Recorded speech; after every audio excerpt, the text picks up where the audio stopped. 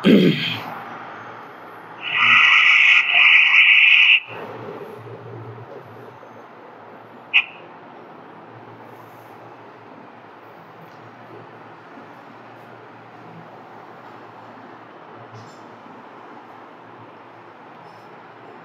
পোলাপাইন, আসসালামু আলাইকুম সবাইকে। তো আজকে শিক্ষাঙ্গনের লাইভ ক্লাসে সবাইকে স্বাগতম জানাচ্ছি। সবাই দ্রুত ক্লাসে জয়েন করে ফেলো। ভাইয়া ক্লাসটা শুরু করতে অনেক দেরি হয়ে গেছে। আমাদের সময় ছিল আসলে রাত 9টায়, বাট আমরা অলরেডি আধা ঘন্টা লেট করে ফেলেছি। লেট করার কারণ তোমরা যারা রেগুলার ক্লাস করো নিশ্চয়ই বুঝতে পারছো। লেট করার অন্যতম কারণ হচ্ছে আসলে আজকে আমরা স্মার্ট বোর্ডে ক্লাস করব, ঠিক আছে? এবং এই স্মার্ট বোর্ডে ক্লাস করতে গিয়ে মানে অনেকক্ষণ দস্তাদস্তি করা লাগছে আমার। ভাইয়া পুরোপুরি ঘেমে গেছে। তারপরে যাক, ফাইনালি হচ্ছে ভাইয়া ক্লাসে শুরু করব। তো সবাই একটু দ্রুত একটু জয়েন করে ফেলো। আমরা কিছুক্ষণের মধ্যে আমাদের ক্লাসটা শুরু করতে যাচ্ছি। সবাই একটু দ্রুত একটু জয়েন করে ফেলো, ঠিক আছে? সবাই একটু দ্রুত জয়েন করে ফেলো। এবং সবাই ভালোভাবে দেখতে পাচ্ছ কিনা আমাকে একটু জানাও। তোমরা একটা লাল একটা লাইট দেখতে পাচ্ছ হয়তোবা, এটা আসলে এই মুহূর্তে সল্ট আউট করা সম্ভব হয় নাই। ইনশাআল্লাহ ক্লাস করতে করতে এটাও আমরা হচ্ছে সল্ট আউট করে ফেলবো, ঠিক আছে?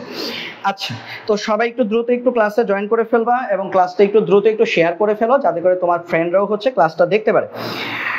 তো ঠিক আছে, তাহলে চলো আমরা শুরু করি। হ্যাঁ, চলো আমরা পর্দার আড়াল থেকে বেরিয়ে হচ্ছে তোমাদের সাথে হচ্ছে যুক্ত হয়ে যাই, ঠিক আছে? এবং আমরা হচ্ছে ক্লাসটা তাহলে চলো আমরা শুরু করে দিই, ঠিক আছে? তো চলো। চেহারার অবস্থা খুব খারাপ হয়ে আছে, কারণ হচ্ছে আজকে যে আমি লাইভ ক্লাস নিতে পারবো আমি আসলে জানতাম না। তো হচ্ছে একদম আমার চেহারার দিকে তাকানোর কোনো দরকার নাই। তোমরা হচ্ছে তোমাদের পড়াশোনার দিকে হচ্ছে মনোযোগ দিবা, ঠিক আছে? পড়াশোনার দিকে মনোযোগ দাও, আমাকে দেখার কিছু নাই। ওকে, পড়াশোনার দিকে মনোযোগ দাও, আমাকে দেখার কিছুই নেই, ঠিক আছে? তো আমরা আজকে যে টপিকটা পড়বো সেটা হচ্ছে কি, সেটা হচ্ছে আমাদের নিউটনীয় বলবিদ্যা পার্ট 7। ওকে, আমরা আজকে যে টপিকটা পড়বো সেটা হচ্ছে নিউটনীয় বলবিদ্যা পার্ট 7, ঠিক আছে? তো আশা করি মাঝে মধ্যে আচ্ছা ওয়াইফাইটা মনে হয় একটু স্লো হয়ে আছে, যার কারণে হচ্ছে একটু ঝামেলা করতেছে। ওয়াইফাই আসলে কিছু বলার নাই, বাংলাদেশে ওয়াইফাইয়ের অবস্থা খুব খারাপ। ওয়াইফাই আসলে ঝামেলা করে, প্রচুর ঝামেলা করে, এটা আমরা সবাই জানি কম বেশি। তো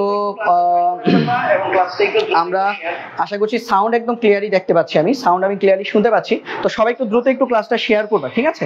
যাতে করে হচ্ছে তোমাদের তো সবাই একটু দ্রুত একটু ক্লাসটা শেয়ার করে ফেলবা। আমরা এখনই আমাদের ক্লাসটা শুরু করে দিচ্ছি, ঠিক আছে? এখনই আমরা ক্লাসটা শুরু করব। এখন আমরা ক্লাসটা শুরু করে দিব। সবাই একটু দ্রুত একটু ক্লাসটা একটু শেয়ার করে দাও। হ্যাঁ, ওকে, ঠিক আছে। আচ্ছা, তো আমাদের আজকের প্রথম পড়াশোনা আমরা যদি বলি, আমাদের আজকে প্রথম পড়াশোনা সেটা হচ্ছে কুমিল্লা বোর্ড 2019 এবং এটা আমাদের নিউটনীয় বলবিদ্যা পার্ট 7 এর একটা বেশ চমৎকার একটা ম্যাথ আমরা দেখতে পাচ্ছি। তো আমরা চলো একটু দেখি। আমরা আগে একটু লিখে নেই। আমি একদম নতুন, ঠিক আছে? তো এদিক ওদিক চলে যেতে পারে হাত, আসলে টম এন্ড জেরি খেলতেছে আমার সাথে এটা। তো সেটা একটু আশা করছি তোমরা জিনিসটা পজিটিভলি নিবা, ঠিক আছে? তো আমাদের টপিক কি? টপিক হচ্ছে নিউটনীয় বলবিদ্যা। টপিক হচ্ছে নিউটনীয় বলবিদ্যা এবং আমরা এই নিউটনীয় বলবিদ্যার কি করব? আমরা পার্ট 7 এর ক্লাস করব আজকে, তাই না? আজকে আমরা ক্লাস করব পার্ট 7। তো ঠিক আছে, আমরা আমাদের ক্লাসে তাহলে আমরা প্রবেশ করি। চলো দেখি আমাদের পার্ট 7 এর ক্লাস আজকে আমাদের জন্য কি কি অপেক্ষা করছে। অনেকগুলো সিকিউ করানোর ইচ্ছা ছিল, বাট হচ্ছে আসলে ক্লাসটা শুরু করতেই অনেক রাত হয়ে গেছে, যার কারণে আমি হয়তো সবগুলো সিকিউ আজকে ক্লাসে শেষ করতে পারবো না। হ্যাঁ, তো সেই ক্ষেত্রে আমি দেখি আসলে কতটা সিকিউ সলভ করা যায়, ঠিক আছে? আমরা দেখি কতটা সিকিউ আসলে আমরা সলভ করতে পারি। আমাদের এই সিকিউটা আমরা যদি খেয়াল করি, দেখো আমাদের কুমিল্লা বোর্ড 2019 বেশ মানে এই সিকিউর সাথে আমরা অনেক পরিচিত। আমরা এই অঙ্ক করেছি অলরেডি অনেকবার। তো এটার গরুর গতে দেখো কি বলেছে। গরুর গতে বলেছে বাসটির ভরবেগ নির্ণয় করো। বাসটির ভরবেগ নির্ণয় করো। তাহলে ভরবেগ নির্ণয় করতে গেলে আমাদের ফর্মুলা কি বলতো? আমরা পড়ছি না ভরবেগ EK equal to half M V square. সেখান থেকে আমরা বের করি কি EK equal to P square by 2m। সেখান থেকে আমরা পি বের করে ফেলতে পারবো। তাহলে আমরা চোখ বুঝে কোনো কিছু না দেখে, আমি উদ্দীপকও দেখতেছি না, আমরা জাস্ট আমাদের প্রসেস অনুযায়ী অঙ্ক করা শুরু করে দিই, ঠিক আছে? তো আমি এখানেই করে ফেলেছি। তো গ ছোট অঙ্ক, এটার জন্য আমাদের অত বেশি জায়গা লাগবে না, আমি গটা এখানেই করে দিচ্ছি। তাহলে দেখো আমরা কি জানি? আমরা জানি ইকে সমান হাফ এম ভি স্কয়ার। এটা তোমরা সবাই জানো, EK equal to half M V square. এবং সেখান থেকে আমরা আসলে কি পড়েছি বলতো? সেখান থেকে আমরা পড়েছিলাম মানে অনেক হিসেব নিকেশ করে উপরে এম গুণ দিয়ে, উপরে নিচে এম গুণ দিয়ে আমরা ফাইনালি কি পেয়েছিলাম? P square by 2m। তাহলে এখান থেকে আমরা আসলে কি পাই বলতো? ভরবেগ পি সমান কি রুট ওভার 2m ইকে, তাই না? আমরা এরকম একটা ফরম্যাট আমরা পেয়েছিলাম, এটা আশা করি সবাই জানো। তাহলে এই জায়গায় আমরা জাস্ট কি করব, ভ্যালুগুলো বসাই দেব, বসিয়ে আমরা আনসার বের করে ফেলবো। তাহলে দেখো 2m কত, গাড়ির ভর কত দেওয়া আছে ভাইয়া? গাড়ির ভর দেওয়া আছে এখানে 1000 কেজি। 1000 কেজি ভরের একটা গাড়ি, তাহলে m এর মান হচ্ছে আমাদের 1000, আর ইকে কত? ইকে দেওয়া আছে দেখো 78125 জুল। তাহলে ইকে দেওয়া আছে আমাদের 78125 জুল। যদি তোমরা এটা যদি হিসাব নিকেশ করো তাহলে আনসার আসবে 12.5 মিটার পার সেকেন্ড। আনসার কত আসবে? আনসার আসবে 12500। হ্যাঁ ভাইয়া, ক্যালকুলেশনে যাই, ঝামেলা করছি না, আমি আগে অঙ্কটা করে রেখেছি। তো আমাদের আনসার আসবে 12500। একক কি? ভরবেগের একক হচ্ছে কেজি মিটার পার সেকেন্ড। ওকে, তাহলে আমাদের কিন্তু গরুর গ কিন্তু আমাদের শেষ হয়ে গেল। তো সবাই তোমরা গরুর গ ক্লিয়ারলি বুঝতে পেরেছো কিনা? ভাইয়াকে একটু জানাও, সবাই একটু ক্লিয়ারলি আমাকে জানাও যে তোমরা গরুর গ সবাই ক্লিয়ারলি বুঝতে পেরেছো কিনা।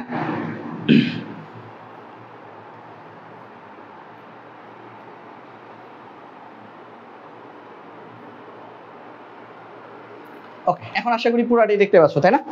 এখন আশা করছি তোমরা পুরোটাই দেখতে পারবে।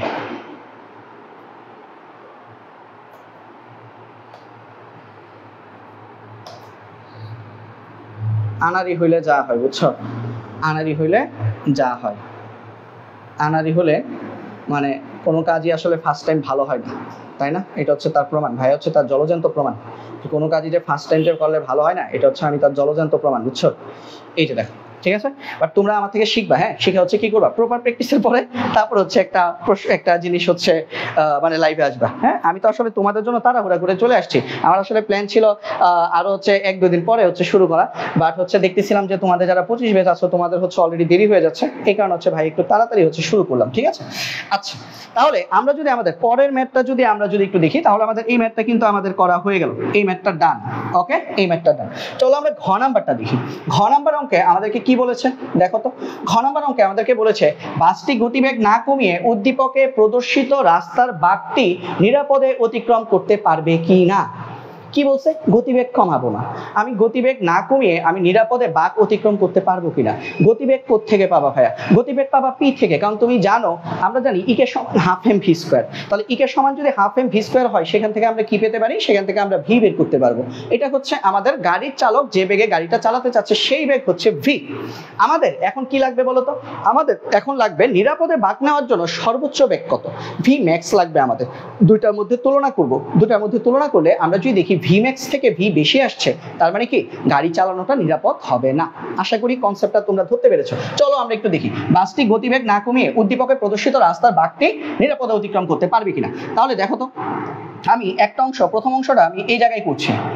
দেখো, প্রথম অংশটা হচ্ছে এরকম যে বাসটি নিরাপদে বাঁক নিতে পারবে কিনা। তাহলে দেখো, আমরা উদ্দীপক হতে পাই, আমরা উদ্দীপক হতে পাই। উদ্দীপক হতে আমরা কি পাই? উদ্দীপক হতে আমরা পাই ইকে সমান কত? ইকে সমান হচ্ছে 78125 জুল। ঠিক আছে, তাহলে এখান থেকে আমরা কি বের করবো? এখান থেকে আমরা ভি বের করবো। তাহলে ইকে সমান কত বলতো? ইকে সমান হচ্ছে আমাদের হাফ এম ভি স্কোয়ার। তাহলে হাফ এম ভি স্কোয়ার সমান আমাদের কত আসতেছে? 78125 জুল। ঠিক কিনা? হাফ এম ভি স্কোয়ার সমান আমাদের আসতেছে 78125 জুল আসতেছে। ওকে, তাহলে হাফ এম ভি স্কোয়ার সমান যদি আমাদের 78125 জুল যদি আসে, তাহলে আমরা এখান থেকে আমরা কি লিখতে পারি? বা ভি সমান কত লিখতে পারি বলতো? ভি স্কোয়ার ইকুয়াল টু আমরা লিখতে পারি, তাহলে ভি ইকুয়াল টু আমরা লিখতে পারি 2 into 78125 divided by M. M এর মান কত? 1000 কেজি। ভি স্কোয়ার ছিল, ভি বানিয়েছি, তার মানে এখানে আমাদেরকে কি করতে হবে? রুট ওভার দিয়ে দিতে হবে। ঠিক আছে, আমরা এখানে কি করব? আমরা এই জায়গাতে একটা রুট ওভার ব্যবহার করব। ওকে, তাহলে এই জায়গাতে আমরা একটা রুট ওভার ব্যবহার করব, তাহলেই হচ্ছে আমাদের প্রবলেমটা সলভ হয়ে যাবে। ওকে, আচ্ছা, এখন দেখো তো একটু, এখন তোমরা একটু দেখো, তাহলে এটা যদি আমরা যদি হিসাব করি, তাহলে ভি ইকুয়াল টু কত আসবে? ভি ইকুয়াল টু আমাদের কত আসবে? ভি ইকুয়াল টু আমাদের আসবে 12.5 metre per second. 12.5 metre per second. এবং এই ব্যাগটা আসলে কি ব্যাগ? এই ব্যাগ হচ্ছে যেই ব্যাগে গাড়িটা চলছে, তাই না? এই ব্যাগটা হচ্ছে যেই ব্যাগে গাড়িটা বাঁক অতিক্রম করবে। তাহলে এই ব্যাগটা আসলে কি? এই যে ব্যাগটা আমরা পেলাম, এই যে আমরা ব্যাগটা পেলাম, এই ব্যাগটা হচ্ছে যেই ব্যাগে বেগে গাড়ি বাঁক অতিক্রম করবে, ঠিক আছে, এই বেগটা হচ্ছে কি, এই বেগটা হচ্ছে যেই বেগে গাড়ি বাঁক অতিক্রম করবে। দেখ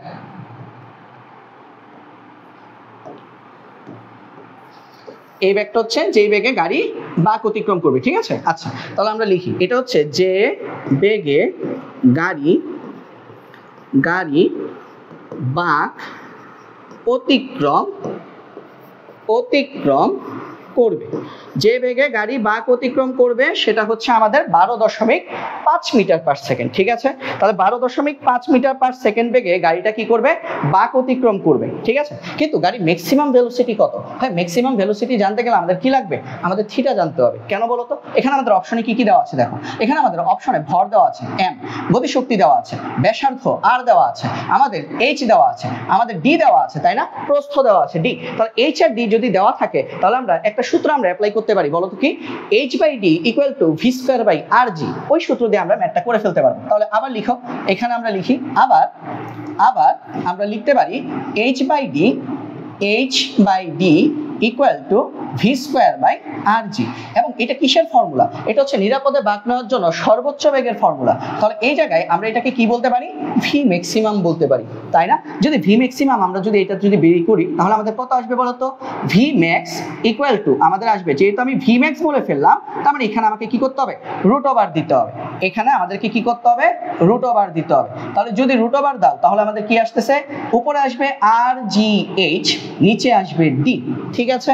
এখন এই মানটা আমরা বের করি, তাহলে Vmax = আমাদের কত আসবে, Vmax = আসবে r কত, r হচ্ছে 145 মিটার, g কত, g হচ্ছে 9.8, h কত, h হচ্ছে ভাইয়া 0.3 মিটার, আর h আর d কত, d হচ্ছে আমাদের 7 মিটার। তো আমরা যদি এটা যদি হিসাব করি তাহলে আমরা Vmax ম্যাক্সিমাম ভেলোসিটি আমরা কত পাচ্ছি, এটা যদি আমরা যদি হিসাব করি আমরা ম্যাক্সিমাম ভেলোসিটি কত পাচ্ছি, চলো বের করি। আমরা ম্যাক্সিমাম ভেলোসিটি পাবো আমাদের হচ্ছে 145 × 9.8 × 0.3 /7, আমরা ম্যাক্সিমাম ভেলোসিটি পাবো 7.8 মিটার পার সেকেন্ড। তাহলে দেখো তো আমার এই বাঁকের মধ্যে গাড়িটা আমি সর্বোচ্চ কত বেগে চালাতে পারবো নিরাপদে, 7.8 মিটার পার সেকেন্ড বেগে, বাট গাড়িটা চালাচ্ছি কত বেগে, 12.5 মিটার পার সেকেন্ড। তাহলে কি হলো, আমি কি রুলস মানলাম? অবশ্যই ভাইয়ারা রুলস মানি নাই। তাহলে যেহেতু আমরা রুলস মানি নাই তার মানে হচ্ছে বাসটি গতিবেগ না কমিয়ে উদ্দীপকে প্রদর্শিত রাস্তার বাঁকটি নিরাপদে অতিক্রম করতে পারবে না, এটা তোমরা কমেন্টে লিখে দিবা। সুতরাং বাসটি গতিবেগ না কমিয়ে উদ্দীপকে প্রদর্শিত রাস্তার বাঁকটি নিরাপদে অতিক্রম করতে পারবে না। তো আমি জাস্ট একটু লাইনটা একটু লিখে দিই, একদম যে মেইন যে লাইনটা সেটা একটু লিখে দিই, সেটা হচ্ছে কি, নিরাপদে পারবে না। তোমরা পরীক্ষার হলে ডিটেইলসে লিখবা, ঠিক আছে। এটা হচ্ছে আমাদের কমেন্ট, যে তারা বাসটা হচ্ছে যেই বেগে গাড়িটা চালাতে চাচ্ছে সেই বেগে অতিক্রম করতে পারবে না। কোথায় গিয়ে পড়বে বলতো, সলিম কাকার খেতে গিয়ে পড়ে যাবে, তাই না, সলিম কাকার ধান খেতে গিয়ে হচ্ছে গাড়িটা পড়ে যাবে। তো এতটুকু পর্যন্ত সবাই আমরা ক্লিয়ারলি বুঝতে পেরেছি কিনা আমাকে একটু কমেন্টে জানাও। সবাই একটু আমাকে জানাও যে এই ম্যাথটা তোমরা সবাই ক্লিয়ারলি বুঝতে পেরেছো কিনা। সবাই একটু আমাকে একটু দ্রুত একটু কমেন্টে জানিয়ে দাও যে এই ম্যাথটা ভাইয়া আমরা সবাই ক্লিয়ারলি বুঝতে পেরেছি, ঠিক আছে। এই ম্যাথটা সবাই তোমরা ক্লিয়ারলি বুঝতে পেরেছো কিনা সেটা আমাকে কমেন্টে জানাও।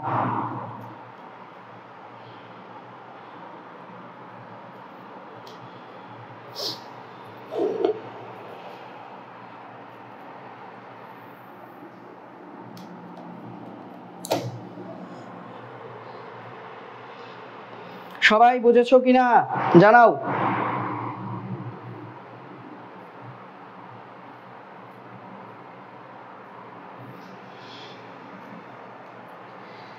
ভাই একটু জড়তা কাজ করছে, এটা বুঝতে পারছো, কারণ সবসময় আসলে এই ফার্স্ট টাইম আমি হচ্ছে মানে স্মার্ট বোর্ডে হচ্ছে ক্লাস নিচ্ছি, তো যার কারণে হচ্ছে আমি একটু সতর্ক থাকতেছি সবসময় যে আমার ডিভাইসগুলো সবকিছু ঠিকভাবে কানেক্টেড আছে কিনা। হ্যাঁ, তো দেখবা যে 2-3 দিনের মধ্যে ইনশাল্লাহ এই জিনিসটা হচ্ছে আমাদের কেটে যাবে। হ্যাঁ, তখন আমরা আরো ফাস্টার হচ্ছে কাজ করতে পারবো, ঠিক আছে। তাহলে আমি দেখতে পাচ্ছি বাঁধন আসছে, নবনী বলছো জি ক্লিয়ার, রোজা বুঝছি, ঠিক আছে, ওকে গুড।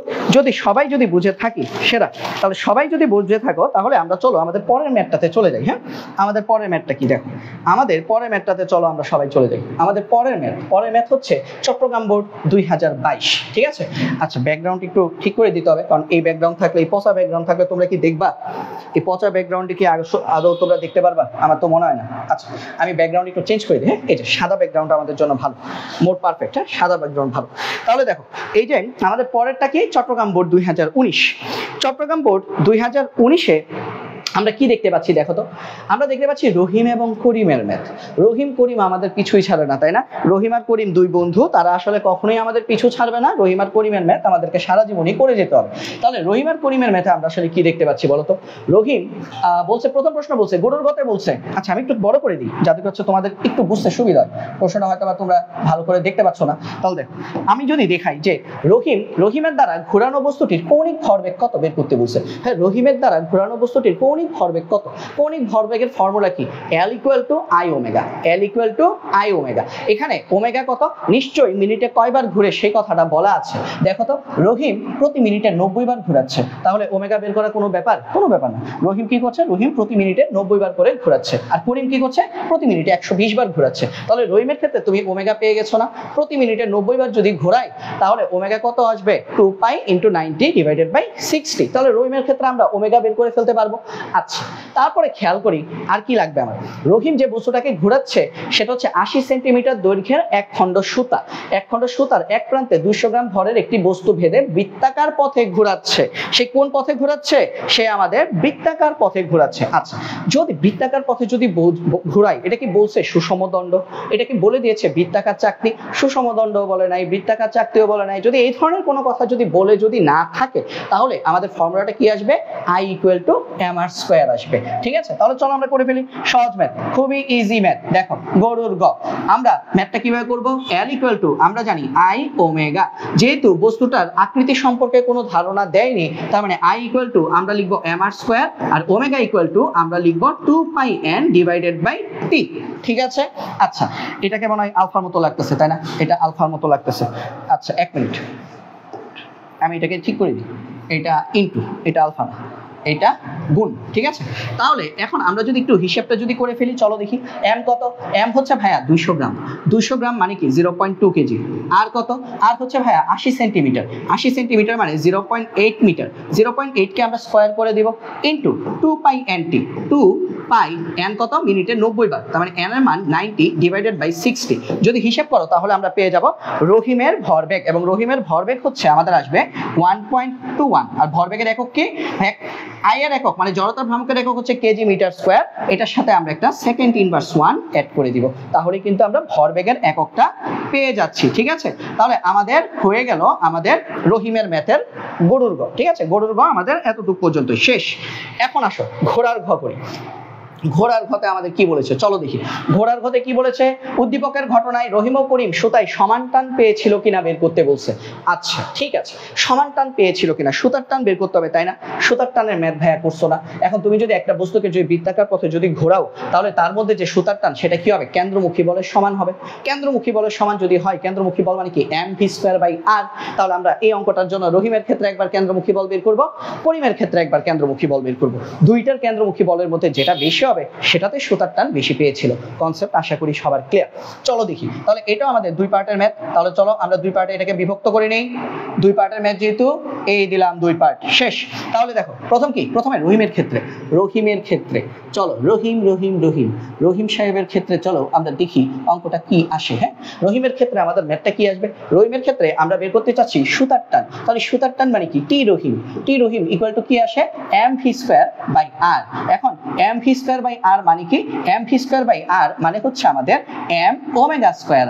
এটা তোমরা সবাই জানো, যদি না জানো তাহলে জেনে নিতে হবে। কেন বলো তো? কারণ হচ্ছে আমরা জানি v = ওমেগা r। তাহলে v = ওমেগা r হলে v² কি? ওমেগা² r²। উপরে r², নিচে r কাটা, তার মানে থাকবে m ওমেগা² r। এই জিনিস আমি তোমাদেরকে অলরেডি পড়িয়েছি। তাহলে এখান থেকে আমরা কি বলতে পারি? চলো এখন মান বসিয়ে দিই। m কত? m হচ্ছে 0.2 কেজি বা 200 গ্রাম। ওমেগা কত?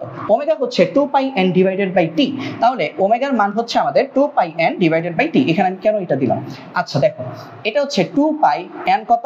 রহিম কয়বার ঘুরিয়েছে? মিনিটে 90 বার ঘুরিয়েছে, /t t কত? t হচ্ছে 60 সেকেন্ড। ঠিক আছে, t হচ্ছে আমাদের 60 সেকেন্ড। এটা খালি দৌড় মারে কেন? হ্যাঁ, হোয়াই দাঁড়াও একটু ঠিক করে নি, একটু ঠিক করে নি। হ্যাঁ ভাই আসলে খুব টেনশনে আছি, কোন সময় জানি কি হয়ে যায়। আচ্ছা দেখো তাহলে এটা হচ্ছে কি ওমেগা স্কয়ার, এটা হচ্ছে ওমেগা স্কয়ার। আর কত, আর হচ্ছে সুতার দৈর্ঘ্য। সুতার দৈর্ঘ্য কত? সুতার দৈর্ঘ্য হচ্ছে আমাদের 0.8 মিটার। ঠিক আছে, সুতার দৈর্ঘ্য হচ্ছে আমাদের 0.8 মিটার। তো আমরা যদি হিসাব করি তাহলে আমরা কি পেয়ে যাব? আমরা রহিমের ক্ষেত্রে সুতার টান পেয়ে যাব। আর রহিমের ক্ষেত্রে সুতার টান কত আসে? 14.21 নিউটন। শেষ, রহিমের ক্ষেত্রে অঙ্ক শেষ। এখন চলো আমরা দেখি রহিমের বন্ধু করিম সাহেব কি করেছে। করিমের ক্ষেত্রে আমরা সুতার টান বের করব। তাহলে করিমের ক্ষেত্রে সুতার টানও কি হবে? mv square by r। তাহলে এটাকে আমরা বলবো টি করিম equal to mv square by r equal to কত আসবে? m ওমেগা স্কয়ার r আসবে। ঠিক আছে, করিমের ক্ষেত্রে m ওমেগা স্কয়ার r আসবে। তাহলে ইকুয়াল টু আমরা কি পাচ্ছি? ইকুয়াল টু আমরা পাচ্ছি করিমের m কত বলো তো? করিমের m হচ্ছে 150 গ্রাম। তাহলে m 150 গ্রাম মানে কি 0.15 কেজি। ক্রমিক করিমের ওমেগা কত? 2 পাই n বাই t। t হচ্ছে 60 সেকেন্ড। ঠিক আছে, আর n কত? n হচ্ছে 120 বার ঘুরে মিনিটে। তাহলে করিমের ক্ষেত্রে আমাদের n হচ্ছে 120, এটাকে আমরা কি করব? হোল স্কয়ার করে দিব। করিমের ক্ষেত্রে আমাদের সুতার দৈর্ঘ্য কত? 60 সেন্টিমিটার। 60 সেন্টিমিটার মানে কত? 0.6 মিটার। ঠিক আছে, তো আশা করি এই জিনিসটা তোমাদের সবার কাছে ক্লিয়ার। এটা আসলে বারবার বোঝানোর কিছু নাই। এবং আজকে কিন্তু আমাদের সিকিউ লাস্ট পার্ট। আগামীকাল আমরা এমসিকিউ সলভ করব এই অধ্যায় থেকে। ভাইয়া তোমাদেরকে মিনিমাম 200 এমসিকিউ সলভ করাবো। 2 ক্লাসে সলভ হবে, এক ক্লাসে 100 আরেক ক্লাসে 100। মানে এই ক্লাসে এই অধ্যায়ের এমসিকিউ করার পর তারপর বাসায় যদি একটু যদি নিজের যদি তোমাদের বোর্ড বা টেস্ট পেপার থেকে যদি এমসিকিউ যদি সলভ করো, ইনশাআল্লাহ এই অধ্যায় থেকে কোনো এমসিকিউতে আটকাবে না। ঠিক আছে, আর আরেকটা কথা বলছি, যাদের মেধা মানে মনে করছো যে আগে পড়ো নাই, হ্যাঁ দয়া করে ওই যে বিভিন্ন বড় বড় কলেজ যেমন নটরডেম কলেজ বা হলি ক্রস কলেজে যখন খুব কঠিন কঠিন প্রশ্ন দেখবে না, ওটাতে ঘাবড়ে যাওয়ার কিছু নাই। যদি তুমি পারো খুব ভালো, যদি না পারো আমার সাথে শেয়ার করবা, চেষ্টা করবো বলে দেওয়ার। সব যে আমি পারবো ব্যাপারটা এরকম না। আমি যদি না পারি, তোমাদের টিচার আছে, অনলাইনে অনেক ভাই আপুর আছে, তাদের শরণাপন্ন হবা। যদি কেউই যদি উত্তর দিতে না পারে, ব্যাপারটা এরকম না এইটাই তোমার বোর্ডে আসবে আর এটা তুমি পারবা না। কারণ কি, নটরডেম কলেজ, হলি ক্রস ইত্যাদি যে সকল বড় বড় কলেজগুলো আছে তাদের প্রশ্নের প্যাটার্ন খুব টাফ হয়, বাট ওদের মতো আসলে বোর্ড প্রশ্নের এমসিকিউ হয় না। তুমি যদি দেখো যে বোর্ড প্রশ্নের এমসিকিউ তুমি পারতেছো, তার মানে আলহামদুলিল্লাহ তুমি হচ্ছে পরীক্ষায় ভালো রেজাল্ট করতে পারবা। ঠিক আছে, বি কনফিডেন্ট। বোর্ডের প্রশ্ন কলেজের প্রশ্ন কখনোই সেম হয় না। ঠিক আছে, এই কথাটা আমি তোমাদেরকে একটু বলে দিলাম। তাহলে দেখো এখন এটাও যদি তোমরা যদি ম্যাথ যদি করো, তাহলে এটার আনসারও আমাদের আসবে 14.21 নিউটন। দেখছো দুই বন্ধু কি করছে? সমান টান পাইছে সুতার ক্ষেত্রে। তখন আমরা কমেন্টে কি লিখে দিব বলো তো? কমেন্টে আমরা কি লিখবো বলো? বলো আমরা লিখবো যে যেহেতু আমরা লিখবো এরকম যে যেহেতু আমাদের টি আর এবং টি কে অর্থাৎ রহিম এবং করিমের সুতার টান সমান এসেছে, তাই না? রহিম এবং করিমের সুতার টান আমাদের কি এসেছে? সমান এসেছে। তার মানে আমরা বলবো উভয়ে, তার মানে উদ্দীপকের ঘটনায় রহিম ও করিম সুতায় সমান টান পেয়েছিল। ঠিক আছে, আমরা বলবো এখানে সমান টান পেয়েছিল। তোমরা পরীক্ষায় একটু ডিটেইলসে লিখে দিবা। তো এতটুকু পর্যন্ত সবাই ক্লিয়ারলি বুঝতে পেরেছো কিনা? ভাইকে দ্রুত কমেন্টে জানাও। তারপরে হচ্ছে ভাইয়া পরের সিকিউতে চলে যাচ্ছে। ওকে, দ্রুত জানাও, দ্রুত দ্রুত দ্রুত দ্রুত জানাও। আচ্ছা বাঁধন বলছো কোশ্চেন বোঝা যায় না। আচ্ছা কোশ্চেনটা আসলে ছোট করে দেওয়ার জন্য হয়তো বা বুঝতে পারো নাই, বাট হচ্ছে আমি এখন থেকে খেয়াল রাখবো, বড় করে কোশ্চেন দিয়ে দিব। ঠিক আছে, কোশ্চেনটা আসলে ছোট দেখে হয়তো বা তোমরা বুঝতে পারোনি। ওকে, তো কোশ্চেন আসলে কি? কোশ্চেনটা আমি তো তোমাদেরকে পিডিএফ দিয়ে দিব, তখন হচ্ছে কোশ্চেনটা তোমরা দেখে নিতে পারবা। ওকে, কোশ্চেনটা আসলে আমি যখন তোমাদেরকে পিডিএফ দিব তখন হচ্ছে তোমরা এটা ক্লিয়ারলি বুঝতে পারবা। সবচেয়ে ভালো হয় ক্লাস করার সময় যদি তোমাদের কাছে যদি টেস্ট পেপার থাকে বা গাইড থাকে, এই গাইডটা নিয়ে যদি বসো, হ্যাঁ সাথে সাথে একটু উল্টে ফেললা, উল্টে হচ্ছে ওই কোশ্চেনটাতে চলে গেলাম। এটা হচ্ছে চট্টগ্রাম বোর্ড 2019। ঠিক আছে, আচ্ছা তারপরে চলো আমরা যাই পরেরটাতে যাই। Let's go Barishal 2019। ঠিক আছে, তো আগে আমি দেখি আমি নিজে বুঝি কিনা কোশ্চেনটা। বরিশাল 2019 আমার এখানে তো ভালোই বোঝা যাচ্ছে। তোমাদের এখানে কি এই সবাই তোমরা সবাই কি কোশ্চেন বুঝতে পারতেছো না? তোমরা সবাই কি কোশ্চেন বুঝতে পারতেছো না? ব্যাপারটা কি এরকম? চলে গেলাম, এটা হচ্ছে চট্টগ্রাম। আল্লাহ তোমাদের বলতে বলি আমি 8:30 থেকে শুরু করছি। হ্যাঁ, এটা সেট করা শুরু করার পরে কি হয়েছে জানো? সেট করা শুরু হওয়ার পর প্রথমে একটা সাউন্ডের একটা ইস্যু তৈরি হয়েছে, যেহেতু একদম ফার্স্ট টাইম। তো সাউন্ডের ইস্যু তৈরি হয়েছে, আমি কোনোভাবে এটা সাউন্ড ঠিক করতে পারতেছিলাম না। গের গের গের গের সাউন্ড শেষে করে সাউন্ড দিতেছে, মনে হচ্ছে কেউ হাতুড়ি দিয়ে পিটাই গেছে। আমি তো ভয় পেয়ে গেছি গেল যে এত কষ্ট করে এত খরচ করে এই জিনিসটা কিনলাম, এখন যে তোমাদের ক্লাস যদি না নিতে পারি তাহলে এর থেকে আরো অভাগের কিছু আছে। পরে কোনো রকমের সাউন্ড প্রবলেম সলভ করলাম। সাউন্ড প্রবলেম সলভ করার পরে দেখি লাইটের প্রবলেমে হয়ে গেল। এখন লাইটের প্রবলেম তারপরেও কিছুটা রয়ে গেছে, তাই না? এই জায়গাতে তোমরা দেখতে পাচ্ছ আমি যে রিং লাইটটা ব্যবহার করছি, সেই রিং লাইটের হচ্ছে এই জায়গাতে একটা আলো পড়ছে, তাও ঠিক আছে। মোটামুটি এই প্রবলেমটা হচ্ছে আমি সলভ করে ফেলবো ইনশাল্লাহ। হ্যাঁ, তো এখন আপাতত আশা করছি যে আমরা মোটামুটি ক্লাস করার মতো একটা পরিবেশ আছে। আচ্ছা ঠিক আছে, বাঁধন বলছো, আমি তো একটা ওয়ার্ডও বুঝি না। আচ্ছা বাকিরা আমাকে একটু বলবা তোমরা প্রশ্ন দেখতে পাও কিনা, বাকিরা কি আমার একটু বলবা যে তোমরা আসলে কোয়েশ্চেন দেখতে পাও কিনা? হ্যাঁ কোয়েশ্চেন দেখতে পাইলে বলো যে কোয়েশ্চেন দেখতে পাই, আর নাইলে বললো না। হ্যাঁ আচ্ছা বাঁধনের জন্য একটু বড় করে দিচ্ছি। হ্যাঁ আরেকটা ঝামেলা হচ্ছে, আমি বুঝতে পারছি কি নেক্সট ক্লাস থেকে আমি এটা খেয়াল রাখবো, নেক্সট ক্লাস থেকে কোয়েশ্চেনের ছবি তোলার ক্ষেত্রে আমি আরেকটু সতর্কতা অবলম্বন করবো, ঠিক আছে?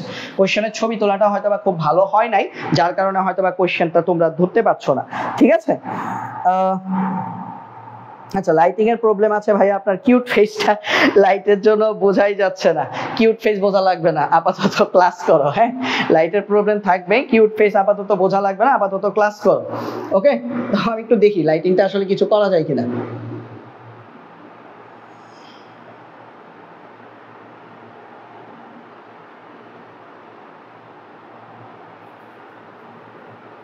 হ্যাঁ কারণ হচ্ছে আজকে ক্লাসের টাইম চলে যাচ্ছিল, এই জন্য ভাই এটা নিয়ে আরো অত বেশি ঘষা মাজা করি নাই, বুঝছো? ইনশাল্লাহ আস্তে আস্তে ডেভেলপ হয়ে যাবে। ওকে আচ্ছা ঠিক আছে, তাহলে রোজা বলছো দেখি না, রোজাও বলছো দেখি না, দেখি না দেখি না দেখি না, দেখি তো আমি দেখি কিনা। তোমরা কেন দেখো না ভাইয়া, তোমরা কেন প্রশ্ন দেখতে পাচ্ছ না? আমি তো ক্লিয়ার দেখতে পাচ্ছি, এই যে দেখো, এই যে দেখো প্রশ্ন, আমি তো একদম ক্লিয়ারলি প্রশ্ন দেখতে পাচ্ছি, তোমরা কেন দেখতে পাচ্ছ না? আমার মোবাইলে আমি প্রশ্ন ক্লিয়ারলি দেখতে পাচ্ছি যে 5 কেজি এবং 7 কেজি ভরের দুটি বস্তু যথাক্রমে 5 মিটার পার সেকেন্ড এবং 6 মিটার পার সেকেন্ড বেগে চলতে থাকে। তাহলে আমি দেখতে পেলে তোমরা দেখতে পাচ্ছ না কেন? এটা তো চিন্তার বিষয়, তাই না? আচ্ছা চিন্তা করে লাভ নাই, যারা দেখতে পাচ্ছ না, আপাতত দেখতে পাচ্ছ না বলছো, তোমরা হচ্ছে পরবর্তীতে কি করবা, পরবর্তীতে আবার হচ্ছে ক্লাসটা যখন করবা তখন দেখতে পারবে, ঠিক আছে?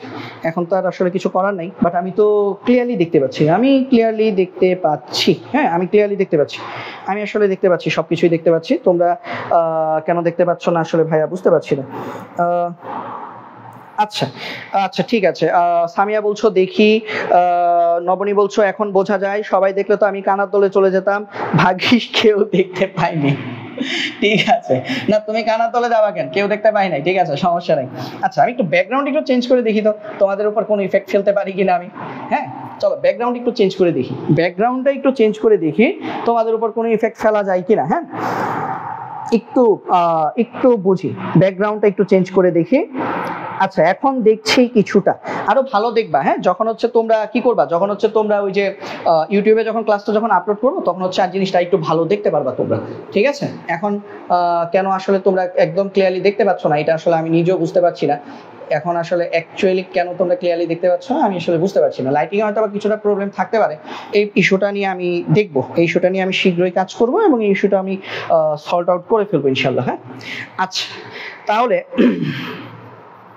আচ্ছা ঠিক আছে ঠিক আছে ঠিক আছে দেখ, বরিশাল বোর্ড 2019-এর প্রশ্ন যদি আমরা দেখি, বলেছে 5 কেজি এবং 7 কেজি ভর, এটা হচ্ছে 5 কেজি ভর, এটা হচ্ছে 7 কেজি ভর, এই দুইটা বস্তু মানে বরিশাল বোর্ড 19 করাচ্ছে। হ্যাঁ 5 কেজি এবং 7 কেজি ভরের দুটি বস্তু যথাক্রমে 5 মিটার পার সেকেন্ড এবং 6 মিটার পার সেকেন্ড বেগে বিপরীত দিক হতে এসে সংঘর্ষের পর বস্তুদ্বয় একত্রে মিলিত হয়ে নির্দিষ্ট দিকে চলতে থাকে। বিপরীত দিক থেকে আসছে, ঠিক আছে? আমি যেটা বুঝছি সেটা হচ্ছে নেক্সট ক্লাস থেকে আমি হচ্ছে তোমাদের জন্য এটা টাইপ করে প্রশ্নটা হচ্ছে সেট করব, তাহলে তোমরা ক্লিয়ারলি দেখতে পারবে। এটা আসলে ক্যাম স্ক্যানারের ছবি তোলা, তো ক্যাম স্ক্যানারের ছবি আসলে অত ভালোভাবে ফোকাস নিতে পারছে না, ঠিক আছে? এটা হচ্ছে সমস্যা, ক্যাম স্ক্যানারের ছবি বলে এটা আসলে হয়তোবা সেভাবে বোঝা যাচ্ছে না, ঠিক আছে? তাহলে দেখো এখন প্রথম প্রশ্ন বলছে উদ্দীপকের বস্তুদ্বয়ের চূড়ান্ত বেগ নির্ণয় করো। উদ্দীপকের বস্তুদ্বয়ের চূড়ান্ত বেগ নির্ণয় করো। তাহলে উদ্দীপকের বস্তুদ্বয়ের চূড়ান্ত বেগ কত? আমি সাদা ব্যাকগ্রাউন্ডে ফিরে যাই, ওটাই ভালো তাই না? সাদা ব্যাকগ্রাউন্ডটাই ভালো। উদ্দীপকের বস্তুদ্বয়ের চূড়ান্ত বেগ কত? হ্যাঁ উদ্দীপকের বস্তুদ্বয়ের চূড়ান্ত বেগ কত? চূড়ান্ত বেগ কি মানে বলতো? বস্তুদ্বয় একত্রে মিলিত হয়ে নির্দিষ্ট দিকে চলতে থাকে। খেয়াল করো ব্যাপারটা একটু বুঝো। হ্যাঁ বস্তুদ্বয় একত্রে মিলিত হয়, বস্তুদ্বয় প্রথমে কি হয়? বস্তুদ্বয় প্রথমে একত্রে মিলিত হয় এবং বস্তুদ্বয় একত্রে মিলিত হয়ে তারপর হচ্ছে তারা একটা নির্দিষ্ট বেগে চলতে থাকে। হ্যাঁ আমি একটু বড় করে দিচ্ছি যাতে করে তোমাদের জন্য দেখতে যাতে অসুবিধা না হয়। তাহলে দেখো বস্তুদ্বয় একত্রে মিলিত হবে, একত্রে মিলিত হয়ে তারা কি করবে? একত্রে মিলিত হয়ে তারা চূড়ান্ত তারা হচ্ছে আচ্ছা তোমরা বলছো ফুল স্ক্রিন করলে দেখতে পাচ্ছ, বাট ফুল স্ক্রিন করলে কমেন্ট করতে পারবে না, প্রবলেম হয়। তাহলে কমেন্ট করার তো দরকার দিচ্ছি না, আমি যখন বলবো বুঝছো কিনা তখন জাস্ট কমেন্ট করবা, তারপর আবার ঠিক করে নিবা, ঠিক আছে? আর কমেন্ট করারও তো দরকার দিচ্ছি না, কমেন্ট কি করার দরকার দিচ্ছি? কমেন্ট করার দরকার নেই, ফুল স্ক্রিন করে রাখো সবাই, ফুল স্ক্রিন করে ক্লাসটা ভালো করে করো, কমেন্ট করার দরকার নেই, এখানে কমেন্টের কিছু আসা যায় না, ক্লাসটা তোমরা বুঝতে পারলেই হলো, ঠিক আছে? আচ্ছা এখন আমি একটু খেয়াল করি, উদ্দীপকের বস্তুদ্বয়ের চূড়ান্ত বেগ নির্ণয় করো। তাহলে উদ্দীপকের বস্তুদ্বয়ের চূড়ান্ত বেগ কত? উদ্দীপকের বস্তুদ্বয়ের চূড়ান্ত বেগ মানে হচ্ছে আমাদের উদ্দীপকের বস্তুদ্বয়ের চূড়ান্ত বেগ মানে কি? মিলিত বেগ। কারণ কি? তারা একত্রে মিলিত হয়ে, এই যে দেখো, তারা একত্রে মিলিত হয়ে নির্দিষ্ট দিকে চলতে শুরু করে। এখন একটা বস্তুর ভর কত? 5 কেজি, আর একটা কত? 7 কেজি। আমরা যদি গরুর গজ করা শুরু করি, হ্যাঁ, গরুর গজ করা শুরু করি, তারা একত্রে মিলিত হয়ে নির্দিষ্ট দিকে চলতে থাকে। চূড়ান্ত বেগ, তার মানে চূড়ান্ত বেগের ফর্মুলা কি বলতো? চূড়ান্ত বেগের ফর্মুলা হচ্ছে, মিলিত বেগের ফর্মুলা হচ্ছে v equal to m1 u1 plus m2 u2 divided by m1 plus m2। এটা হচ্ছে মিলিত বেগের ফর্মুলা, এটা ভাইয়া তোমাদেরকে পড়াইছি, তাই না? আচ্ছা এখন আমি যদি এই ফর্মুলার মধ্যে সবকিছুর মান যদি বসিয়ে দেই, তাহলে কত পাচ্ছি দেখো তো? m1 কত? 5 কেজি। u1 কত ভাইয়া? u1 হচ্ছে 5 মিটার পার সেকেন্ড। এখন দেখো বিপরীত দিক থেকে আসছে, তাই না? তার মানে একটাকে যদি পজিটিভ ধরো, আরেকটাকে তোমার কি ধরতে হবে বলো তো? নেগেটিভ ধরতে হবে, তাই না? তাহলে চলো আমরা একটু দেখি যে কাকে পজিটিভ ধরবো আর কাকে নেগেটিভ ধরবো, সেটা আমরা একটু অ্যানালাইসিস করে ফেলি। তাহলে আমি যদি লিখি এখানে আমরা পজিটিভ হিসেবে ধরবো, মনে করো m1 হচ্ছে এখানে আমাদের কত? m1 হচ্ছে 5 কেজি, m1 হচ্ছে 5 কেজি। আমি যেহেতু u1 এটা ছোট মান, তার মানে u1টাকে আমি তাহলে পজিটিভ ধরে নেই, সরি নেগেটিভ ধরে নেই। তাহলে u1 কে যদি নেগেটিভ ধরি তাহলে এটা কত আসবে? এটা আসবে আমাদের u1 যদি নেগেটিভ ধরে নেই তাহলে এই u1টা আমাদের কত আসবে? এক মিনিট, u1 যদি নেগেটিভ ধরি, u1 আসবে আমাদের -5 মিটার পার সেকেন্ড, ঠিক আছে? -5 মিটার পার সেকেন্ড। u2 কত আসবে? u2 আসবে পজিটিভ মানে কি? পজিটিভ মানে হচ্ছে 6 মিটার পার সেকেন্ড। তাহলে যেহেতু বিপরীত দিক থেকে একটা নেগেটিভ ধরবো, একটা পজিটিভ ধরবো। আর m2 কত? m2 হচ্ছে আমাদের 7 কেজি, তাই না? m2 হচ্ছে আমাদের 7 কেজি। তাহলে আমাদেরকে বলেছে যে আমার এখানে মিলিত বেগ কত আসবে, ঠিক আছে? মিলিত বেগ আমাদের এখানে কত আসবে? তাহলে দেখো 5 ইনটু এটা কত? এটা হচ্ছে -5, ঠিক আছে? প্লাস m2 কত? m2 হচ্ছে আমাদের 7, তাই না? m2 হচ্ছে 7 কেজি ইনটু u2 কত? 6 ডিভাইডেড বাই 5 প্লাস 7 যদি হিসাব করি আনসারটা কত আসে চলো একটু দেখি। হিসাব করলে আনসারটা কত আসে দেখো। হিসাব করলে আনসারটা আসবে আমাদের 5 ইনটু -5 মানে -25 প্লাস হচ্ছে 42 ডিভাইডেড বাই 12, 1.416। তার মানে আমরা বলতে পারি 1.417 এত মিটার পার সেকেন্ড। এটা হচ্ছে আমাদের মিলিত বেগ। তাহলে আমাদের গরুর গ কমপ্লিট। গরুর গ আশা করি সবার কমপ্লিট হয়ে গেছে। সবার গরুর গ কমপ্লিট হয়েছে কিনা? আশা করি সবারই গরুর গ কমপ্লিট হয়েছে। কেউ যদি না বুঝো তাহলে সেটা কমেন্টে জানাও, ঠিক আছে? বুঝে ফেললে সেটা কমেন্ট করার দরকার নাই, ওকে? কারণ যেহেতু হচ্ছে তোমরা বলছো ফুল স্ক্রিন না করলে তোমরা দেখতে পাচ্ছ না, সেহেতু কমেন্ট এখন আর না করলেও চলবে, ওকে? তারপরে আমরা যদি দেখি আমাদের পরের অঙ্কটা ঘ, হ্যাঁ, আমরা যদি দেখি আমাদের পরের অঙ্ক ঘ, মানে আমি বুঝতে পারছি যেটা তোমাদের জন্য আসলে আলটিমেটলি আমার লাইটিং ব্যবস্থাটা আরো জোরালো ভাবে করতে হবে, হ্যাঁ? তো আমি লাইটিং এর ব্যবস্থাটা নিয়ে কাজ করব ইনশাআল্লাহ, খুব শীঘ্রই লাইটিং এর প্রবলেম সলভ হয়ে যাবে। লাইটিং প্রবলেম তো দেখবে এক সপ্তাহের মধ্যে ভাই এটা সর্ট আউট করে ফেলছি, এত বড় কিছু সর্ট আউট করে ফেলছি তোমাদের জন্য, লাইটিং তো কোনো বিষয় না, ইনশাআল্লাহ করে ফেলবো। জাস্ট দোয়া করতে থাকো যাতে করে হয়ে যায়, হ্যাঁ? সবার দোয়া ইনশাআল্লাহ হয়ে যাবে, প্যারা নাই চিল। চলো ঘ দেখি, চলো ঘোড়ার ঘ কি বলছে? উদ্দীপকের বস্তুদ্বয়ের সংঘর্ষ স্থিতিস্থাপক হবে নাকি অস্থিতিস্থাপক হবে? আমরা জানি স্থিতিস্থাপক হওয়ার সম্পর্ক, স্থিতিস্থাপক সংঘর্ষ হওয়ার শর্ত কি? প্রথমে ওইটা লিখবা। আমরা জানি স্থিতিস্থাপক সংঘর্ষ হওয়ার শর্ত EKI summation of EKI equal to summation of EKF করতে হবে। যদি summation of EKI equal to summation of EKF হয় তখন সেই সংঘর্ষটাকে আমরা কি বলবো? স্থিতিস্থাপক সংঘর্ষ বলবো, ঠিক আছে? তখন সেই সংঘর্ষটাকে আমরা বলবো স্থিতিস্থাপক সংঘর্ষ। তাহলে আমরা এখানে প্রথমে যদি দেখি সামেশন অফ EKI সমান কত আসবে বলো তো? সামেশন অফ EKI এটা সমান আমাদের কত আসবে? সামেশন অফ EKI সমান আসবে half m1 u1 square plus half m2 u2 square. এটা হচ্ছে আমাদের EKI, ঠিক আছে? এটা হচ্ছে আমাদের EKI, ঠিক আছে? এটা হচ্ছে আমাদের EKI আসবে, এটা হচ্ছে আমাদের EKI, ওকে? EKI। তাহলে এটার মধ্যে আমরা যে মান যদি বসিয়ে দিই, হাফ m1 কত? m1 হচ্ছে আমাদের 5 কেজি, m1 হচ্ছে আমাদের 5 কেজি।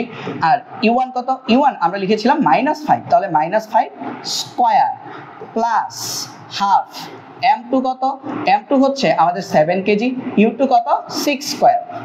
যদি হিসাব করি তাহলে এটা আমাদের কত আসবে, এই ভ্যালুটা আমাদের তাহলে কত আসবে, সেই ক্ষেত্রে হিসাব করলে আমাদের ভ্যালুটা আসবে 188.5 188.5 এত জুল আসবে। ঠিক আছে, 188.5 জুল আসবে, 188.5 জুল আসবে যদি আমরা হিসাব করি এটা।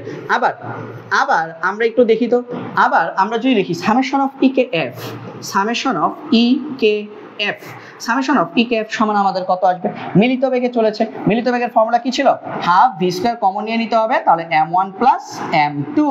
তাহলে গরুর গ থেকে আমি ভি এর মান পেয়ে গেছি কত 1.417, তাহলে half into 1.417 whole square into m1 plus m2, m1 কত 5 কেজি, m2 কত 7 কেজি, তার মানে 12 কেজি। যদি হিসাব করো এই ভ্যালুটা আমাদের আসবে 12.1 জুল, এই আনসারটা আসবে আমাদের 12.1 জুল। ঠিক আছে, তাহলে খেয়াল করে দেখো তো ইকেআই আর ইকেএফ কি আমার সমান আসছে, তোমরাই বলো, ইকেআই আর ইকেএফ তো সমান আসে নাই, তাই না? ইকেআই আসছে আমাদের কত, ইকে আসছে 188.5 জুল, ইকেএফ আসছে 12.1 জুল, তার মানে সংঘর্ষটা কি হবে, অস্থিতিস্থাপক হবে, তাই না? তাহলে আমরা তখন ফাইনালি লিখে দিব, আমরা এখানে একটু লিখে রাখি, যেহেতু ইকেআই, অথবা আমরা বলতে পারি যেহেতু summation of EKI is not equal to summation of EKF, যেহেতু ইকেআই এবং ইকেএফ আমার কি আসে নাই, সমান আসে নাই, সেহেতু আমরা কি বলবো, সেহেতু আমরা বলবো সংঘর্ষটি অস্থিতিস্থাপক, সেহেতু আমরা বলবো সংঘর্ষটি অস্থিতিস্থাপক, অস্থিতিস্থাপক।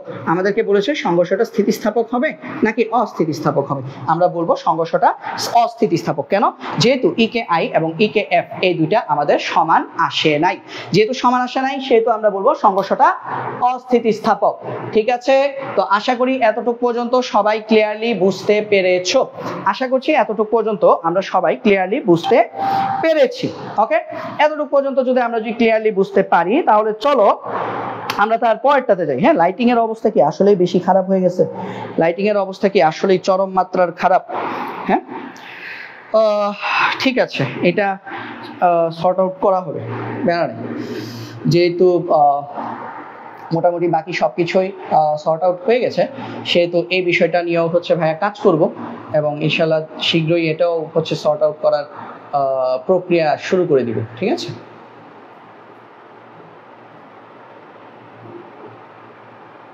আচ্ছা এখন আসলে এখন আমরা যদি তারপরের ম্যাথটাতে চলে যাই, তারপরের ম্যাথে আমাদেরকে আসলে কি বলেছে, দিনাজপুর বোর্ড 2022। চলো দেখি দিনাজপুর বোর্ড 2022 আমাদের জন্য কি রেখেছে।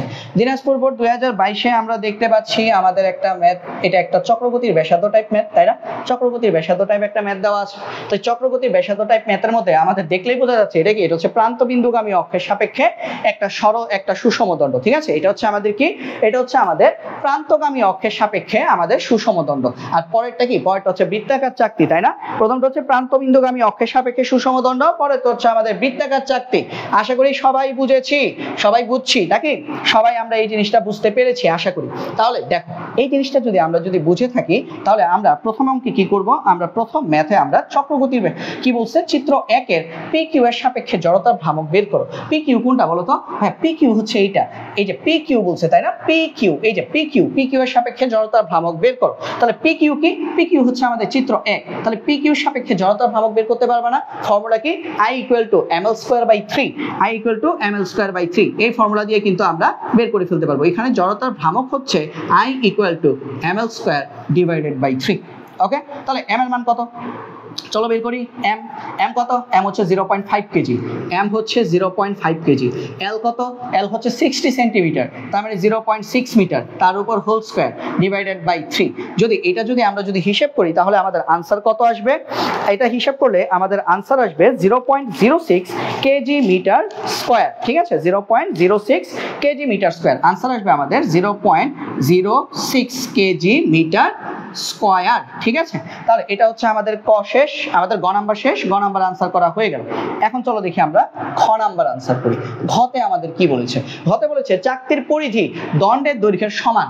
তার মানে এই যে 2 নাম্বার চিত্রের যে চাকতিটা দেখতে পাচ্ছ এর পরিধি আর সুষম দণ্ড 1 নাম্বার চিত্রের সুষম দণ্ডের দৈর্ঘ্য কি সমান। তাহলে চাকতির পরিধি তাহলে কত বলো তো? 60 সেন্টিমিটার, 60 সেন্টিমিটার। তাহলে উভয় জড়তার ভ্রামক ভিন্ন হবে কিনা? ভাইয়া প্রথমটা জড়তার ভ্রামক গতে আমরা বের করে ফেলেছি তাই না? তাহলে আমরা একটু লিখে রাখি, চলো দেখি। চিত্র 1-এর জড়তার ভ্রামক, বা আমরা এটা এভাবেও লিখতে পারি, আমরা এটা এইভাবে লিখি চলো, যে আমাদের PQ অক্ষের সাপেক্ষে জড়তার ভ্রামক, PQ অক্ষের সাপেক্ষে জড়তার ভ্রামক, এটা আমরা অলরেডি গরুর গতে পেয়েছি। PQ অক্ষের সাপেক্ষে জড়তার ভ্রামক, এটা আমরা অলরেডি গরুর গতে পেয়েছি তাই না? এটা কত? PQ অক্ষের সাপেক্ষে আমাদের জড়তার ভ্রামক হচ্ছে IPQ বলতে পারো এটাকে তোমরা, IPQ equal to 0.06 KG metre square. এটা আমরা কত পেয়েছি? এটা আমরা গ থেকে পেয়েছি তাই না? এটা আমরা গ থেকে পেয়েছি। আচ্ছা, এখন আমরা কি করব?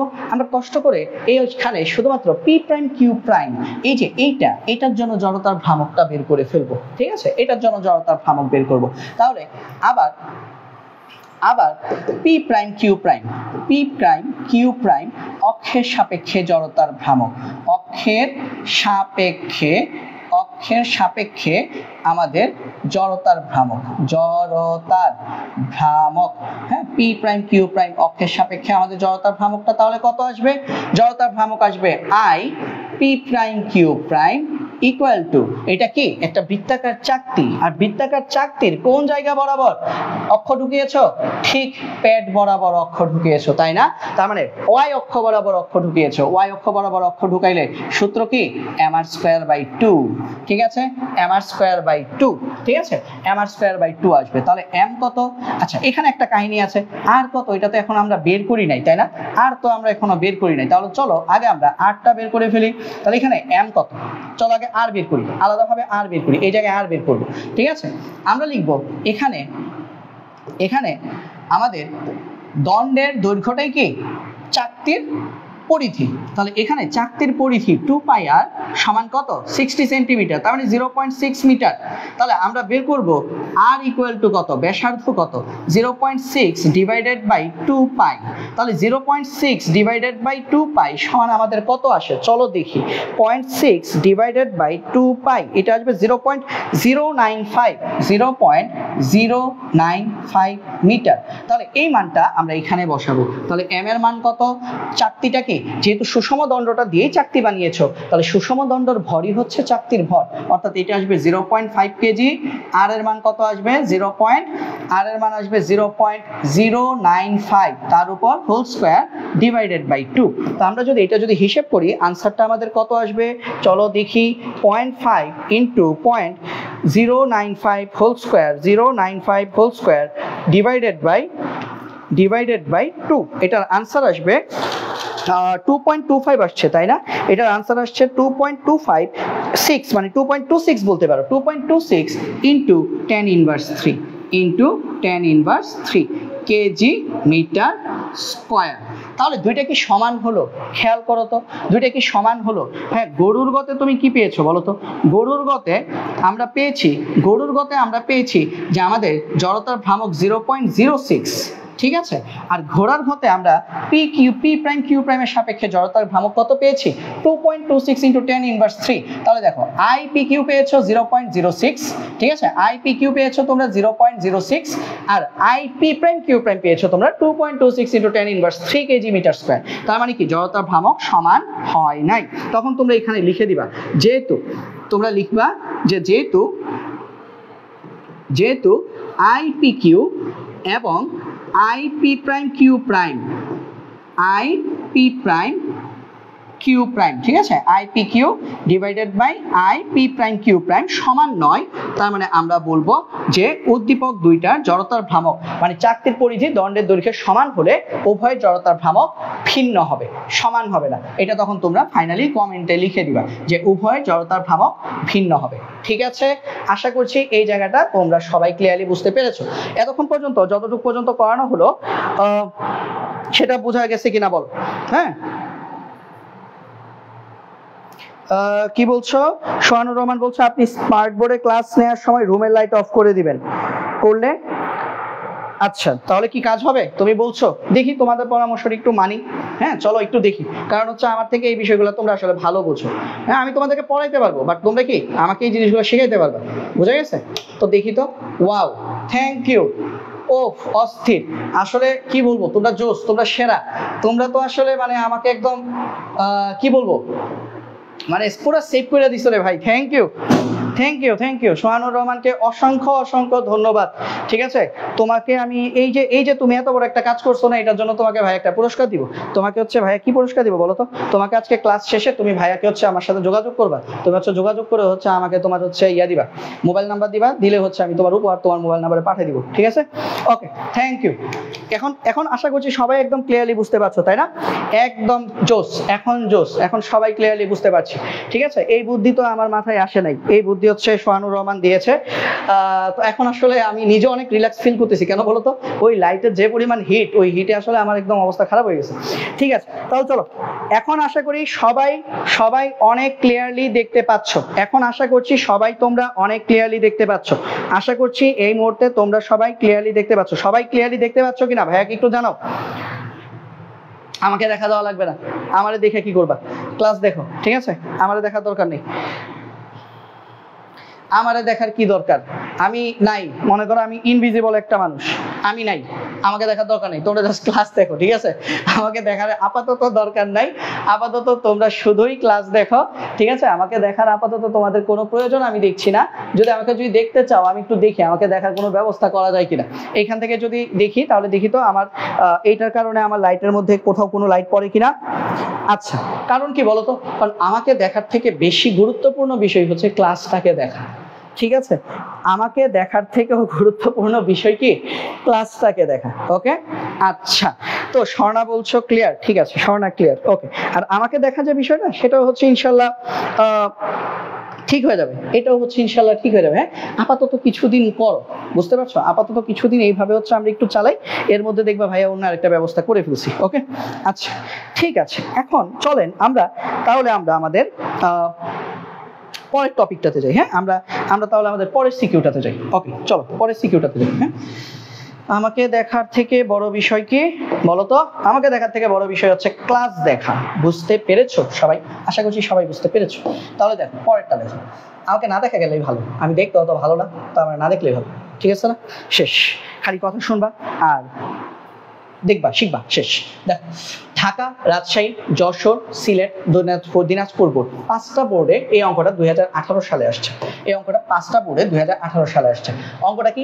অঙ্কটা হচ্ছে অপু 20 মিটার ব্যাস বিশিষ্ট, ব্যাস, তাহলে ব্যাসার্ধ বের করতে পারবা না? ব্যাসকে 2 দিয়ে ভাগ করলে কি চলে আসবে?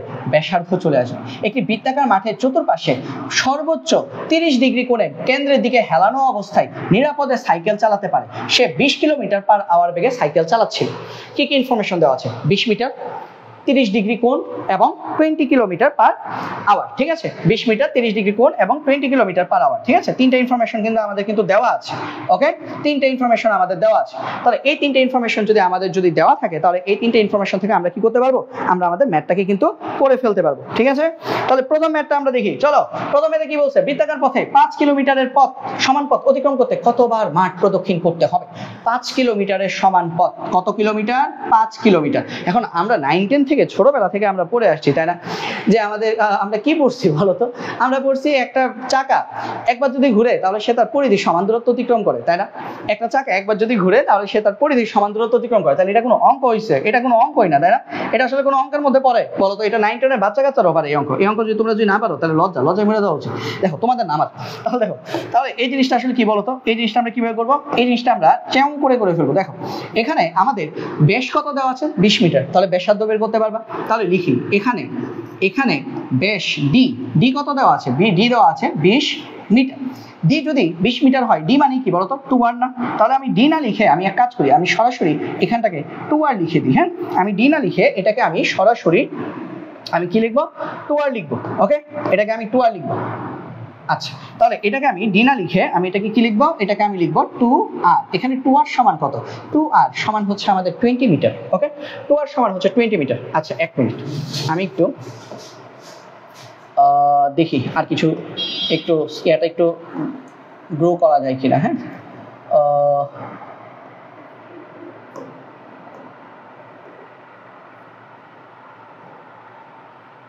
আচ্ছা ঠিক আছে, এটাই এটাই আমার কাছে মনে হচ্ছে ভালো, এটাই বেস্ট।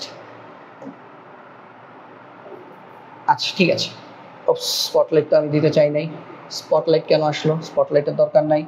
আচ্ছা ঠিক আছে, এখন ঠিক আছে, চলো দেখি। এখন 2r = যদি 20 মিটার হয়, তাহলে সুতরাং পরিধি, চাকার যে পরিধি, হ্যাঁ চাকার যে পরিধি, সেই পরিধি কত 2πr। তাহলে সেই পরিধি যদি 2πr হয়, 2πr সমান কত আসবে, 2r সমান 20, তার মানে কি 20 পাই, 20 পাই। চাকার পরিধি হবে 20 পাই মিটার। ঠিক আছে, এখন সে একবার ঘুরতে সে 5 কিলোমিটার যাবে, তাই না? তাহলে সে টোটাল কতবার মাঠ প্রদক্ষিণ করবে? ভাইয়া মনে রাখবা, ঘূর্ণন সংখ্যা কতবার মাঠ প্রদক্ষিণ করবে, ঘূর্ণন সংখ্যা, ঘূর্ণন সংখ্যা n = কত জানো, n = আমরা এখন ফর্মুলা শিখবো, বড় হয়ে গেছো না? তাহলে ঘূর্ণন সংখ্যা n = কত আসবে, ঘূর্ণন সংখ্যা n = আসবে আমাদের একবার ঘুরলে কতটুকু যাবে, একবার ঘুরলে আমাদের যাবে 5 কিলোমিটার পরিমাণ, তাই না? একবার ঘুরলে আমাদের যাবে 5 কিলোমিটার, একবার ঘুরলে যাবে 20 পাই পরিমাণ। তাহলে একবার ঘুরলে এই যে আমাদের 20 পাই পরিমাণ যে যাবে, হ্যাঁ একবার ঘুরলে আমাদের এই যে আমাদের 20 পাই পরিমাণ যাবে, তাহলে একবার ঘুরলে যদি 20 পাই পরিমাণ যায়, তাহলে 5 কিলোমিটার মানে কি, উপরে বসবে আমাদের s মানে মোট অতিক্রান্ত দূরত্ব, নিচে কত বসবে 2πr। তাহলে s এর মান কত, 5 কিলোমিটার, 5 কিলোমিটার মানে কি 5000 মিটার। আর 2πr এর মান কত, 2πr এর মান হচ্ছে 20 পাই। তো হিসাব করলে যা আসবে আমাদের ব্যাটা কি করবে, ঠিক ততবার ঘুরবে, তাই না? সে ঠিক ততবার ঘুরবে। তাহলে আনসারটা কত আসে, চলো আনসার আসবে 79.6 বার, 79.6 বার। তাহলে 79.6 বার, বার সংখ্যা, গুণন সংখ্যা তো হচ্ছে এরকম, দশমিকে আসতে পারে না, তাহলে এটা সমান আমরা ফাইনালি কত লিখবো, প্রায় 80 বার ঘুরবে। তাহলে যে চাকা দিয়ে মানে যে সাইকেলের চাকা দিয়ে আমাদের অপু হচ্ছে বৃত্তাকার মাঠে প্রদক্ষিণ করছিল, সেই সাইকেলের চাকা দিয়ে সে হচ্ছে 5000 মিটার পথ অতিক্রম করতে সে টোটাল 80 বার ঘুরবে। ঠিক আছে, তো আশা করছি এই ম্যাথটাও তোমরা সবাই ক্লিয়ারলি বুঝতে পেরেছো। এই ম্যাথটাও আশা করছি তোমাদের বুঝতে কারো কোনো সমস্যা হওয়ার কথা না। ওকে, এই ম্যাথটা আশা করছি সবাই ক্লিয়ার, সবাই ক্লিয়ার, আশা করছি সবাই ক্লিয়ারলি এটা বুঝতে পেরেছো। পরেরটা দেখি, চলো। উদ্দীপকে উল্লিখিত মাঠে দ্বিগুণ বেগে অপু ওই পথ ও নিরাপদে অতিক্রম করতে পারবে কিনা, দ্বিগুণ বেগে অতিক্রম করতে পারবে কিনা। অপুর বর্তমান বেগ কত, 20 কিলোমিটার পার আওয়ার। সে দ্বিগুণ বেগে যদি অতিক্রম করতে চায়, তাহলে তার বেগ কত হবে বলতো, 40 কিলোমিটার আওয়ার। ভাইয়া অপু যদি দ্বিগুণ বেগে যদি অতিক্রম করতে চায়, তার বেগ কত হবে, 40 কিলোমিটার আওয়ার। তাহলে লিখো যে দ্বিগুণ বেগ, দ্বিগুণ বেগে দ্বিগুণ করলে অপুর বেগ, দ্বিগুণ করলে অপুর বেগ হবে এটাকে আমরা ভি লিখবো, ভি = 40 কিলোমিটার পার আওয়ার। কারণ কি, সে অলরেডি 20 কিলোমিটার পার আওয়ার বেগে সে হচ্ছে কি করছে, সাইকেল চালাচ্ছিল। তাহলে সে যদি দ্বিগুণ বেগে যদি ঘুরতে চায়, তাহলে তার বেগটা কত হবে, 40 কিলোমিটার পার আওয়ার হবে। ঠিক আছে, এখন খেয়াল করে দেখো, সে সর্বোচ্চ 30 ডিগ্রি কোণে হেলছে। তাহলে তাকে আমি বলছি নিরাপদে অতিক্রম। হ্যাঁ, নিরাপদে অতিক্রম যখন বলবে তখনই ভিম্যাক্স বের করতে হবে, এটা সবাই মাথায় রাখবা। যখনই বলবে নিরাপদে অতিক্রম করতে হবে, তখনই আমাদেরকে কি করতে হবে, ভিম্যাক্স বের করতে হবে। যখনই বলবে নিরাপদে অতিক্রম করতে হবে, তখনই আমাদেরকে ভিম্যাক্স বের করতে হবে, কোনো কথা নাই। যখনই বলবে নিরাপদে অতিক্রম করতে হবে, তখনই কিন্তু আমাদেরকে কি করতে হবে, ভিম্যাক্স বের করতে হবে। তাহলে ভিম্যাক্স যদি আমরা বের করি, তাহলে আমাদের কত আসবে বলো। এখানে ভিম্যাক্স বের করার জন্য আমাদের হাতে অপশন কি আছে বলো তো, 30 ডিগ্রি আছে। তার মানে আমরা tan থিটার ফর্মুলা দিয়ে অ্যাপ্লাই করতে পারবো। tan theta = v²/rg। ভাইয়া ভি এর মান আমরা জানি, ভি এর মানই আমরা বের করব, ভিম্যাক্স বের করব। আর কত, 20 মিটার হলে আর কত, 10 মিটার, অর্ধেক হবে। জি এর মান কত, 9.8। তার মানে আমরা tan থিটা = v²/rg, ওই ফর্মুলা থেকে আমরা ভিম্যাক্স বের করে ফেলতে পারবো। ঠিক আছে, তাহলে লিখি আবার আমরা জানি কি জানি, আমরা জানি tan theta = tan theta equal to V square by R G. আর এখানে ভিটাকে আমরা কি বলবো, ভি ম্যাক্সিমাম। তাহলে এখান থেকে আমরা যদি ভি ম্যাক্স বের করতে চাই তাহলে বা ভি ম্যাক্সিমাম ইকুয়াল টু কত আসবে, আর জি tan থিটা, ঠিক আছে, এবং এখানে রুট ওভার হয়ে যাবে, ঠিক আছে, যেহেতু আমি স্কোয়ার উঠিয়ে দিয়েছি। তাহলে ভি ম্যাক্সিমাম ইকুয়াল টু কত আসবে, ভি ম্যাক্সিমাম ইকুয়াল টু আসবে আর কত, আর হচ্ছে 20 মিটারের অর্ধেক, ব্যাস হচ্ছে 20 মিটার, তাহলে ব্যাসার্ধ কত 10 মিটার, জি কত 9.8, tan থিটা কত, থিটার মান হচ্ছে 30 ডিগ্রি। তাহলে আমাদের কত আসছে আনসারটা দেখো তো, আমাদের ভি ম্যাক্স কত আসবে, আমাদের ভি ম্যাক্স আসবে 7.52 মিটার পার সেকেন্ড, ভিম্যাক্স আসবে 7.52 মিটার পার সেকেন্ড। এবং খেয়াল করে দেখো উপরের টাকা তো আমি মিটার পার সেকেন্ডে নেই নাই, তাহলে চল তো একটু মিটার পার সেকেন্ডে নিয়ে ফেলি। 40কে তুমি যদি মিটার পার সেকেন্ডে নিতে চাও কি করতে হবে, 3.6 দিয়ে ভাগ করবা, 3.6 দিয়ে ভাগ করলে এটা আসবে 11.11 মিটার পার সেকেন্ড। তাহলে খেয়াল করো উপর বেগ যদি দ্বিগুণ করো তাহলে উপর বেগ হবে 11.11 মিটার পার সেকেন্ড। তাহলে কিন্তু এই যে রাস্তা, এই রাস্তার মধ্যে তার নিরাপদে বাঁক নিতে গেলে তার বাঁক নিতে হবে কত, সর্বোচ্চ পারমিজিবল ভেলোসিটি হচ্ছে আমাদের, ম্যাক্সিমাম পারমিজিবল ভেলোসিটি হচ্ছে 7.52 মিটার পার সেকেন্ড। তাহলে সে কি তার থেকে বেশি বেগে বাঁক নিতে চাচ্ছে না, তার মানে সে নিরাপদে বাঁক নিতে পারবে না। ওকে, তাহলে আমরা এখানে তাও লিখে দিই, চলো লেটস গো। যেহেতু আমরা দেখলাম যে ভি হচ্ছে আমার ভি ম্যাক্স থেকেও অনেক বেশি আসতেছে, তাই না, ভি যেহেতু ভি ম্যাক্স থেকেও বেশি আসতেছে, তার মানে আমরা বলবো অপু নিরাপদে বাঁক নিতে পারবে না, ঠিক আছে। এটার মানে কি, এটার মানে হচ্ছে আমাদের মিস্টার অপু সে নিরাপদে বাঁক নিতে পারবে না, ঠিক আছে, মিস্টার অপু সে নিরাপদে বাঁক নিতে পারবে না। তখন তোমরা কমেন্টে লিখে দিবা উদ্দীপকে উল্লিখিত মাঠে দ্বিগুণ বেগে অপু ওই পথ নিরাপদে অতিক্রম করতে পারবে না, ঠিক আছে। তাহলে আমি জাস্ট আনসারটা লিখে দিচ্ছি, পারবে না। তো এরই সাথে আমাদের আরেকটা বোর্ড শেষ হয়ে গেল, যেটা হচ্ছে আমাদের 2018 সালের বোর্ড। সবাই বুঝতে পেরেছো কিনা, অলরেডি আমরা 5টা সিকিউ কমপ্লিট করে ফেলেছি। সবাই আমাকে একটু কমেন্টে একটু জানাও, সবাই বুঝতে পেরেছো কিনা আমাকে একটু কমেন্টে একটু জানাও, সবাই বুঝতে পেরেছো কিনা আমাকে একটু কমেন্টে একটু জানাও, ঠিক আছে, সবাই বুঝতে পেরেছো কিনা আমাকে একটু জানাও।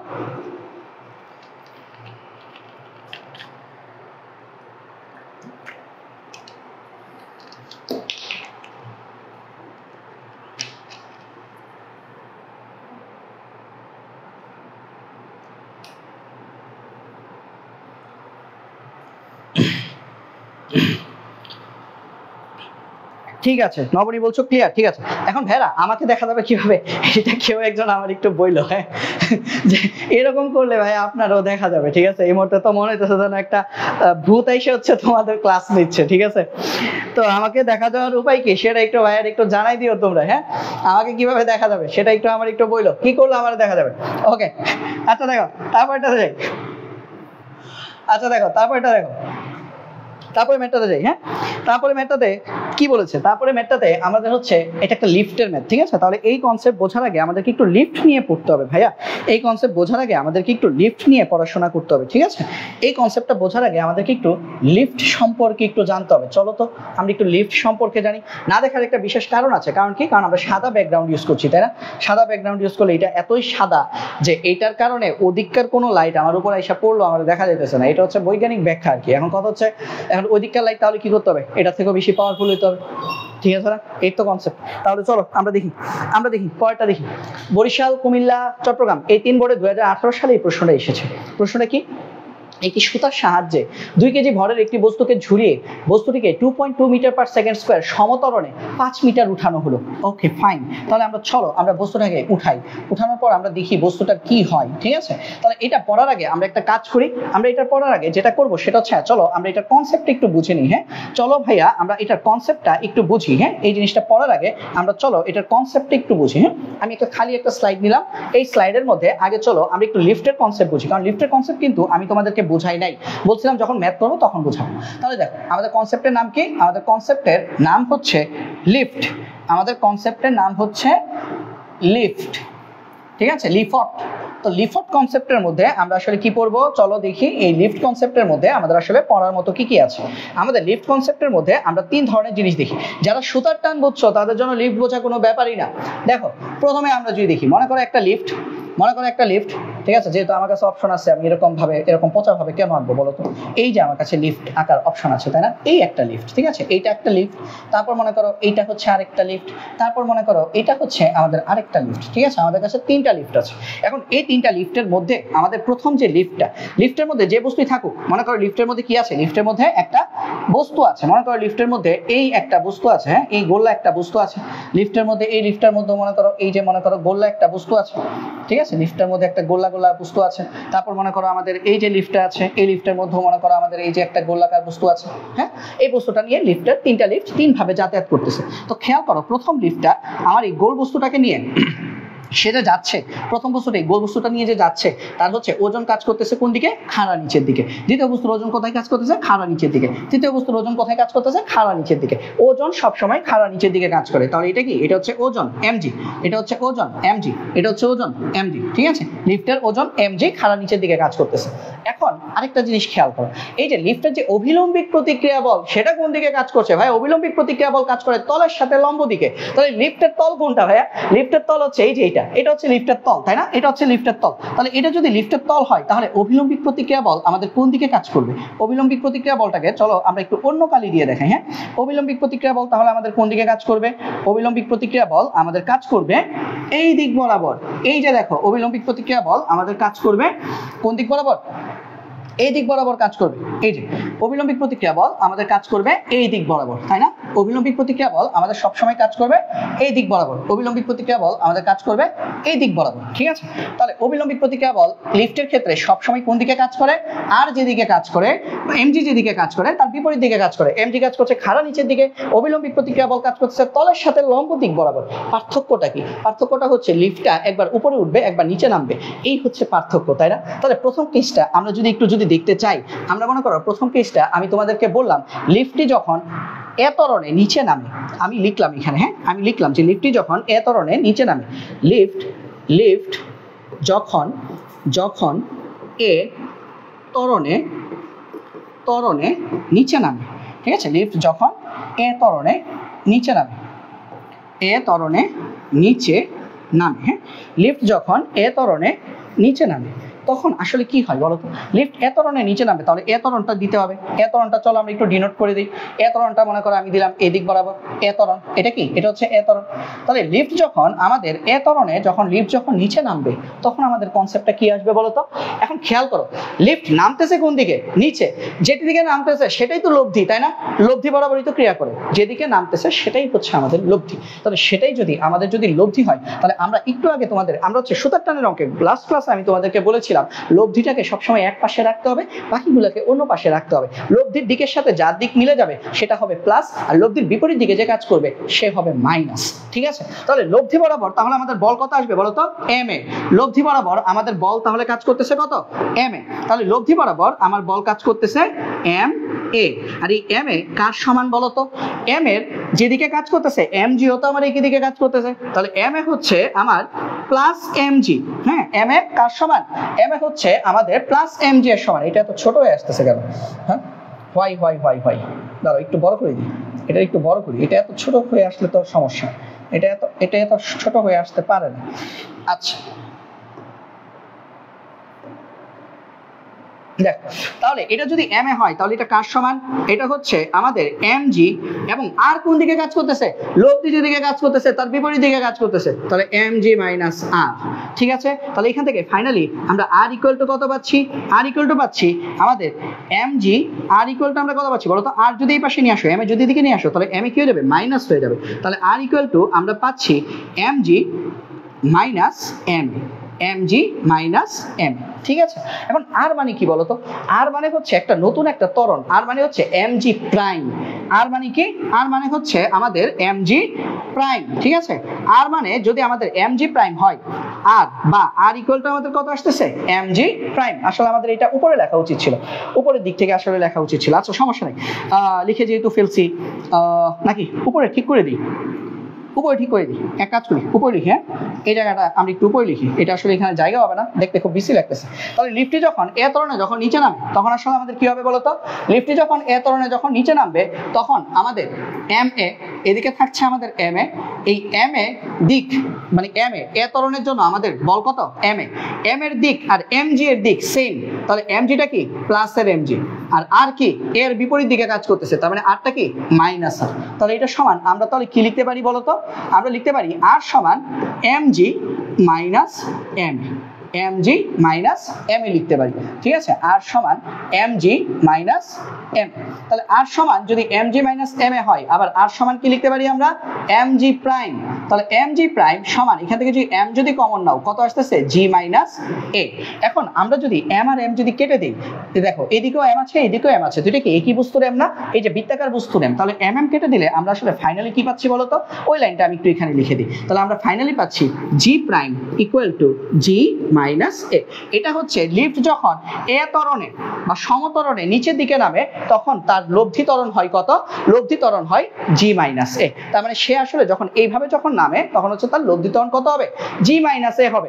তাহলে লিফট যখন এ ত্বরণে নামে, তোমাদের প্রশ্ন আসবে পরীক্ষায়, লিফট যখন নিচে নামে তখন আমরা নিজেদেরকে হালকা অনুভব করি কেন, কারণ কি আমাদের ওজন কমে যায়, আমাদের ত্বরণ কমে যাচ্ছে, জি থেকে এ পরিমাণ কমে যাচ্ছে, যত ত্বরণে লিফট নামতেছে সেটা আমরা জি থেকে মাইনাস করে দিচ্ছি।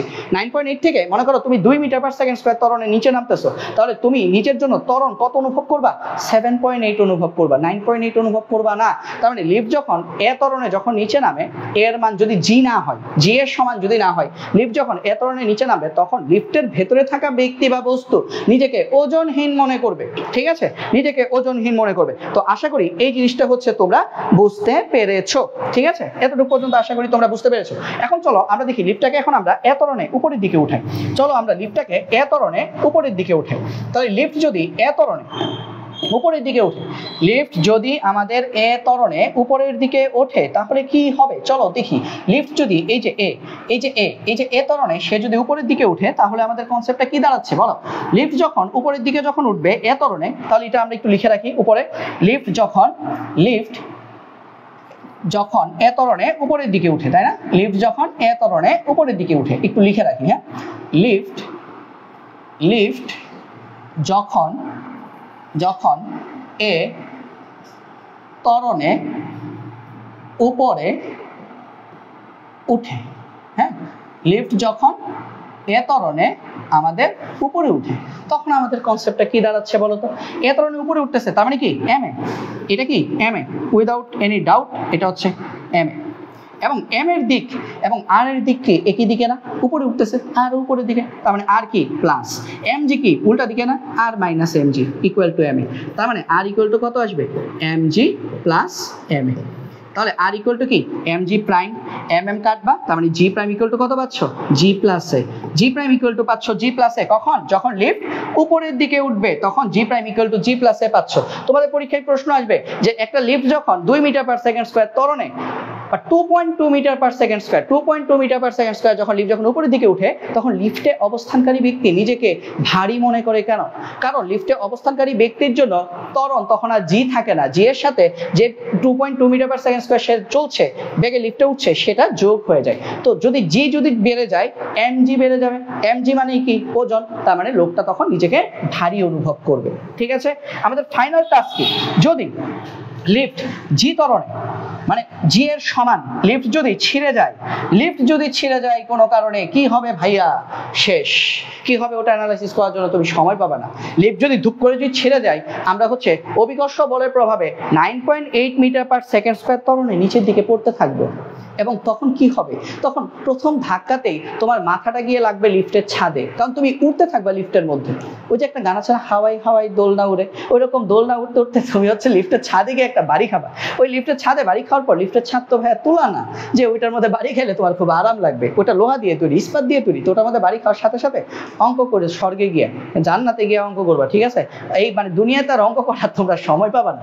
তাহলে লিফট যখন যে ধরনের যখন নেমে যায় এটাকে আমরা কি বলবো, এটাকে আমরা এভাবে বলবো, লিফট যখন ছিঁড়ে গেলে, লিফট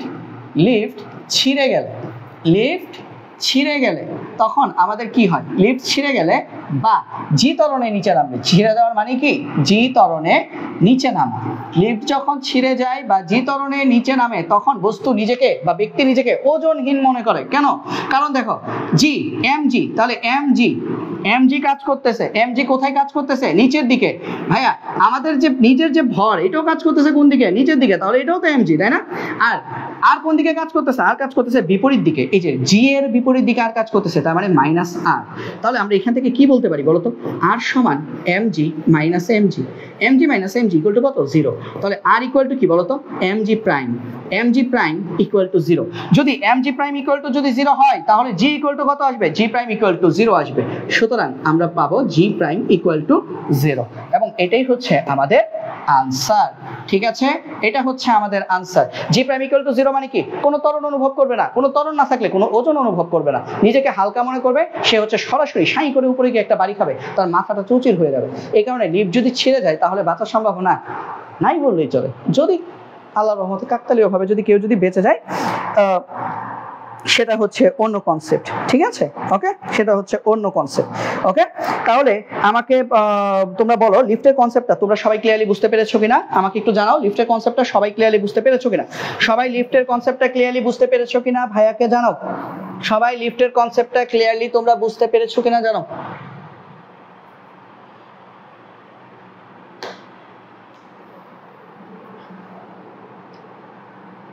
এবং আগামীকাল আমরা আমাদের ক্লাস ঠিক সন্ধ্যা 7টায় শুরু করব। ঠিক আছে, কারণ আজকে মোটামুটি তো প্রবলেম সলভ হয়ে গেছে, তাই না? আগামীকালকে ক্লাসটা আমরা সন্ধ্যা 7টায় শুরু করব। ওকে, তো সোহানুর রহমান জিজ্ঞেস করছো ভাইয়া এখন কেমন দেখা যাচ্ছে? এটা তো তোমরা বলবো ভাইয়া কেমন দেখা যাচ্ছে। হ্যাঁ, তোমরা যদি বলতে পারো যে না ভাইয়া ভালো দেখা যাচ্ছে তাহলে আমি খুশি। ঠিক আছে, কারণ হচ্ছে একদম শর্ট টাইমের মধ্যে। হ্যাঁ, আমি তোমাদেরকে একটু বলি, 2 মিনিট সময় নিয়ে আমি হচ্ছে তোমাদেরকে বলি। আসলে প্ল্যান ছিল না, কিন্তু আসলে আমার স্মার্ট বোর্ড কেনার এত তাড়াতাড়ি প্ল্যান ছিল না। একদম ফ্র্যাঙ্কলি স্পিকিং যদি বলি, আমি এবার রোজার ঈদের পর আমি পার্মানেন্টলি আমার বাড়িতে চলে আসছি, মানে সিলেট থেকে বাড়িতে চলে আসছি পার্মানেন্টলি। পড়াশোনা ওখান থেকে শেষ করে ওখানে হচ্ছে দীর্ঘদিন হচ্ছে ব্যাচ পড়িয়েছি, অফলাইনে ব্যাচ পড়িয়েছি। ব্যাচটা ছেড়ে আমি হচ্ছে পরে হচ্ছে ব্রাহ্মণবাড়িয়া চলে আসি আমার বাসায়। তো আসার পরে আমি হচ্ছে প্রথমে বেশ কিছুদিন আমি তো অনলাইনে রিসেন্টলি পড়ানো শুরু করেছি অনেক দিন পর। ঠিক আছে, তো মনে করো অনেকদিন পর হচ্ছে যেহেতু আমি বাসায় আসছি, সেহেতু হচ্ছে প্রথমে এসে আমি কি করেছি, আমি হচ্ছে একদম শুরুতেই যেটা করেছি সেটা হচ্ছে বলতে গেলে বলা যায় যে জীবিকার নির্বাহ করা, জীবিকার ব্যবস্থা করা। অফলাইন ব্যাচ, অফলাইন সবকিছু অফলাইনে আগে হচ্ছে গুছিয়ে নিয়েছি। তারপরে প্ল্যান করলাম তোমাদেরকে অনলাইনের জন্য আবার পড়ানো শুরু করি। তো প্ল্যান ছিল না আসলে।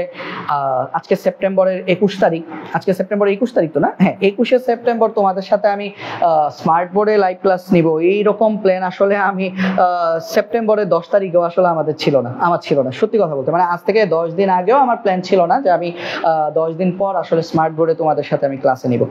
আসলে হুজুগে বড় বড় কাজগুলো আসলে হুজুগে হয়ে যায়। ঠিক আছে, এটা আসলে সবাইকে মানতে হবে। বড় বড় কাজগুলো আসলে কি হয়, হুজুগে হয়ে যায়, হঠাৎ করে হয়ে যায়, হুট করে হয়ে যায়। আমরা কোনো উইদাউট প্ল্যান আমরা হচ্ছে বড় বড় কাজগুলো করে ফেলি। তো যেটা হয়েছে সেটা হচ্ছে মনে করো প্ল্যান ছিল মোটামুটি প্রথমে প্ল্যান ছিল সামনের বছর জানুয়ারিতে কিনবো।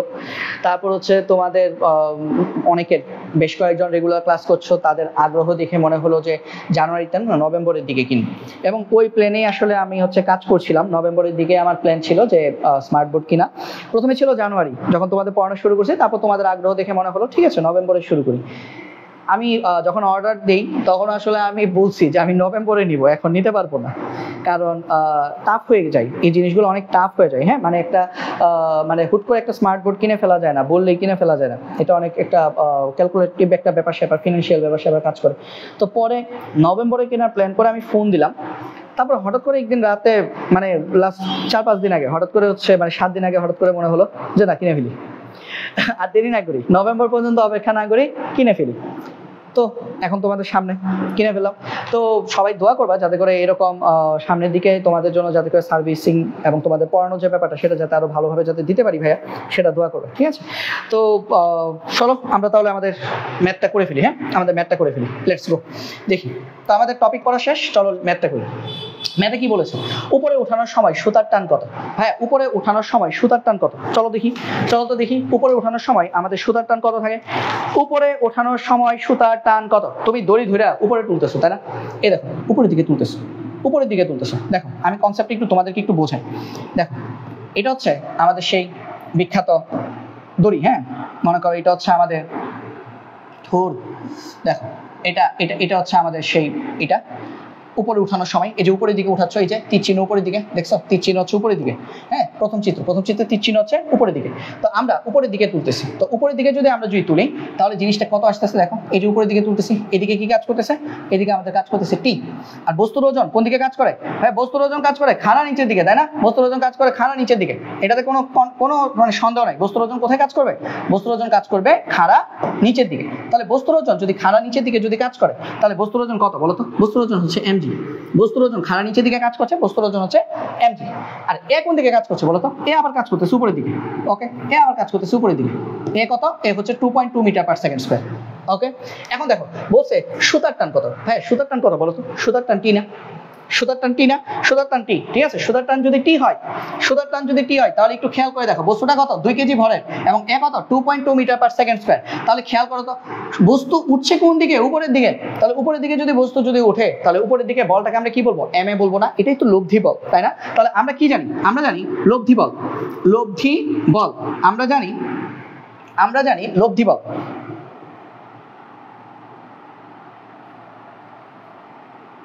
আচ্ছা দেখো আমরা জানি এই যে লব্ধি বল mg, এই যে লব্ধি বল ma, এটা কার সমান, ma আর t এর দিক কি সেম দিক, তাহলে t minus mg equal to হচ্ছে m। কারণ কি বলছি, লব্ধির দিকে যে সে হবে প্লাস, লব্ধির বিপরীতে যে সে হবে মাইনাস। তাহলে আমরা এখান থেকে কি বের করবো, আমরা এখান থেকে বের করবো t, ঠিক আছে। আমরা এখান থেকে আমরা বের করবো t, বা t সমান কি আসবে, t সমান আসবে mg plus m, mg plus m। তাহলে এখান থেকে আমরা লিখবো m যদি কমন নেই তাহলে আমরা কি লিখবো, g plus a, g plus A. তাহলে m এর ভর কত, m কত 2 কেজি, g কত 9.8, a কত প্রশ্নে দেওয়া আছে 2.2। তাহলে সব হিসাব করলে আমাদের আনসারটা কত হবে 24 নিউটন। তাহলে আমাদের সুতার টান হচ্ছে 24 নিউটন, এটাই আমাদের গরুর গো, শেষ। এস সিম্পল, খুবই সিম্পল ম্যাথ, তাই না। এটাই হচ্ছে আমাদের সুতার টান, ঠিক আছে। এটা হচ্ছে আমাদের সুতার টান, আমাদের গরুর গ কিন্তু ডান, এটা হচ্ছে আমাদের গরুর গ। বলছে সুতার টান কত আসবে, হ্যাঁ সুতার টান আসবে 24 নিউটন। একদম সিম্পল ম্যাথ, তাই না। জাস্ট আমরা কি করছি, আমরা লব্ধির দিক, লব্ধি হচ্ছে এ, তাহলে এর জন্য ওজন কত হবে m এ, লব্ধির দিক যেদিকে সেদিকে যারা যারা থাকবে তারা সবাই প্লাস, t হচ্ছে লব্ধির দিকে তাহলে t প্লাস, mg হচ্ছে লব্ধির বিপরীত দিকে তাহলে mg হচ্ছে মাইনাস, শেষ খালাস কাজ শেষ। তাহলে দেখো আচ্ছা ঠিক আছে, আমি দেখতে পাচ্ছি ছোট ভাই আছে ইয়াসির আরাফাত এই মধ্যে দেখছে, আমার গুরু আমার বড় ভাই সৈকত ভাই এই মুহূর্তে আমার সাথে ক্লাসে আছে। ভাইয়া ক্লাসে থাকা মানে আমি একটু নার্ভাস ফিল করা, কারণ উনি আমার থেকেও মানে আমি কিছুই না, তার কাছে আসলে আমি কিছুই না, হ্যাঁ আমার ডিপার্টমেন্টের সিনিয়র বড় ভাই। তো ভাইয়ের সাথে আসলে অনেক স্মৃতি জড়াই আছে। তো সৈকত ভাই আসসালামু আলাইকুম, আশা করি ভালো আছেন আপনি। তারপর আমার স্টুডেন্ট নীলান্ত দাস, যে এখন বর্তমানে পার্ক ভিউ মেডিকেল কলেজে পড়ছে সিলেটে। তো আমার সরাসরি অফলাইন স্টুডেন্ট ছিল, এবং আমার যতগুলো অফলাইন স্টুডেন্ট আছে এর মধ্যে আমি বলতে পারি সবচেয়ে ভদ্র ছেলে হচ্ছে ধ্রুব, নীলান্ত দাস ধ্রুব। হ্যাঁ তো সবাই ধ্রুব এখন মেডিকেলে পড়ছে, ইনশাল্লাহ 5 বছরের পরে হচ্ছে ডাক্তার হয়ে যাবে। তো এটা অনেক বড় একটা বিষয় যে স্টুডেন্টরা যখন মনে করো বড় বড় পজিশনে চলে যায়, ডাক্তার ইঞ্জিনিয়ার হয়ে যায়, তখন আসলে অনেক ভালো লাগে, ঠিক আছে। তো ওকে দেখি তার মানে বস বস লোকজন ক্লাস করতেছে আমার সাথে, আমার ক্লাস দেখতেছে, তাই না। ইয়াসির আরাফাতের কথা যদি বলি, আমার ছোট ভাই কেমিক্যাল ইঞ্জিনিয়ার, তো তাদের সবার সামনে আসলে ক্লাস নেওয়াটা অনেক নার্ভাস ফিল হয়। তো দেখি পরে, দেখি আমাদের পরের ম্যাথে কি বলছে, বস্তুটিকে উঠাতে বা নামাতে সুতার টান কর্তৃক বস্তুটির উপর কৃত কাজ কোন ক্ষেত্রে বেশি হবে, কৃত কাজ কোন ক্ষেত্রে বেশি হবে। চলো দেখি কৃত কাজ, কৃত কাজ মানে কি, ডব্লিউ, ডব্লিউ হলো কি এফএস, সুতার টানে এফ কে আমরা কি বলি, টি বলি, সুতার টানে এফ কে আমরা কি বলি, টি বলি। তাহলে ডব্লিউ কি হবে টিএস। যখন প্রথম চিত্রের জন্য টিকটাকে আমরা কি বলবো, উপরের দিকে উঠাচ্ছে, তাহলে টি আপ, নিচের দিকে নামাচ্ছে, নিচের দিকে কি, এটা নিচের দিকে, তাহলে এটা কি হয়ে যাবে টি ডাউন। মানে ধরে রাখছো তা সত্ত্বেও সে কি হচ্ছে, নিচের দিকে নেমে যাচ্ছে, তার মানে টি ডাউন। তাহলে প্রথমটার জন্য আমরা যে কাজ বের করবো সেটাকে আমরা বলবো ডব্লিউ আপ, দ্বিতীয়টার জন্য যে কাজ বের করবো সেটাকে আমরা বলবো ডব্লিউ ডাউন।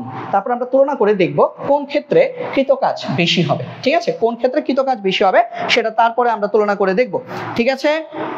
চলো দেখি ঘ নাম্বার ম্যাথটা আমরা চলো দেখি ফেলি, এত সময় নেই, দ্রুত করে ফেলতে হবে। হ্যাঁ তাহলে উপরে ওঠানোর সময় সুতার টান কত, কি বলতেছি, বস্তুটিকে উঠাতে বা নামাতে সুতার টান কর্তৃক বস্তুটির উপর কৃত কাজ কোন ক্ষেত্রে বেশি। তো আমরা গরুর গ থেকে পাই বস্তুটিকে উঠাতে সুতার টান কত, 24 নিউটন। তাহলে আমরা লিখি প্রথমে, হ্যাঁ বস্তু উঠাতে কৃত কাজ, বস্তু উঠাতে কৃত কাজ নির্ণয়, বস্তু উঠাতে কৃত কাজ নির্ণয়, ওকে, বস্তু উঠাতে কৃত কাজ নির্ণয়, ওকে। তাহলে বস্তু উঠাতে কৃত কাজ নির্ণয় যদি বের করতে চাই, চলো দেখি কি হবে।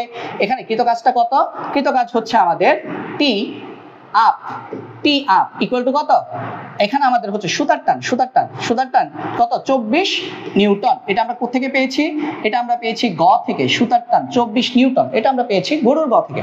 ঠিক আছে, তাহলে সুতার টান যদি 24 নিউটন হয়, এটা দিয়ে আমরা আসলে কি করেছি বলতো, এটা দিয়ে আমরা বস্তুটাকে আমরা উপরের দিকে উঠাইছি।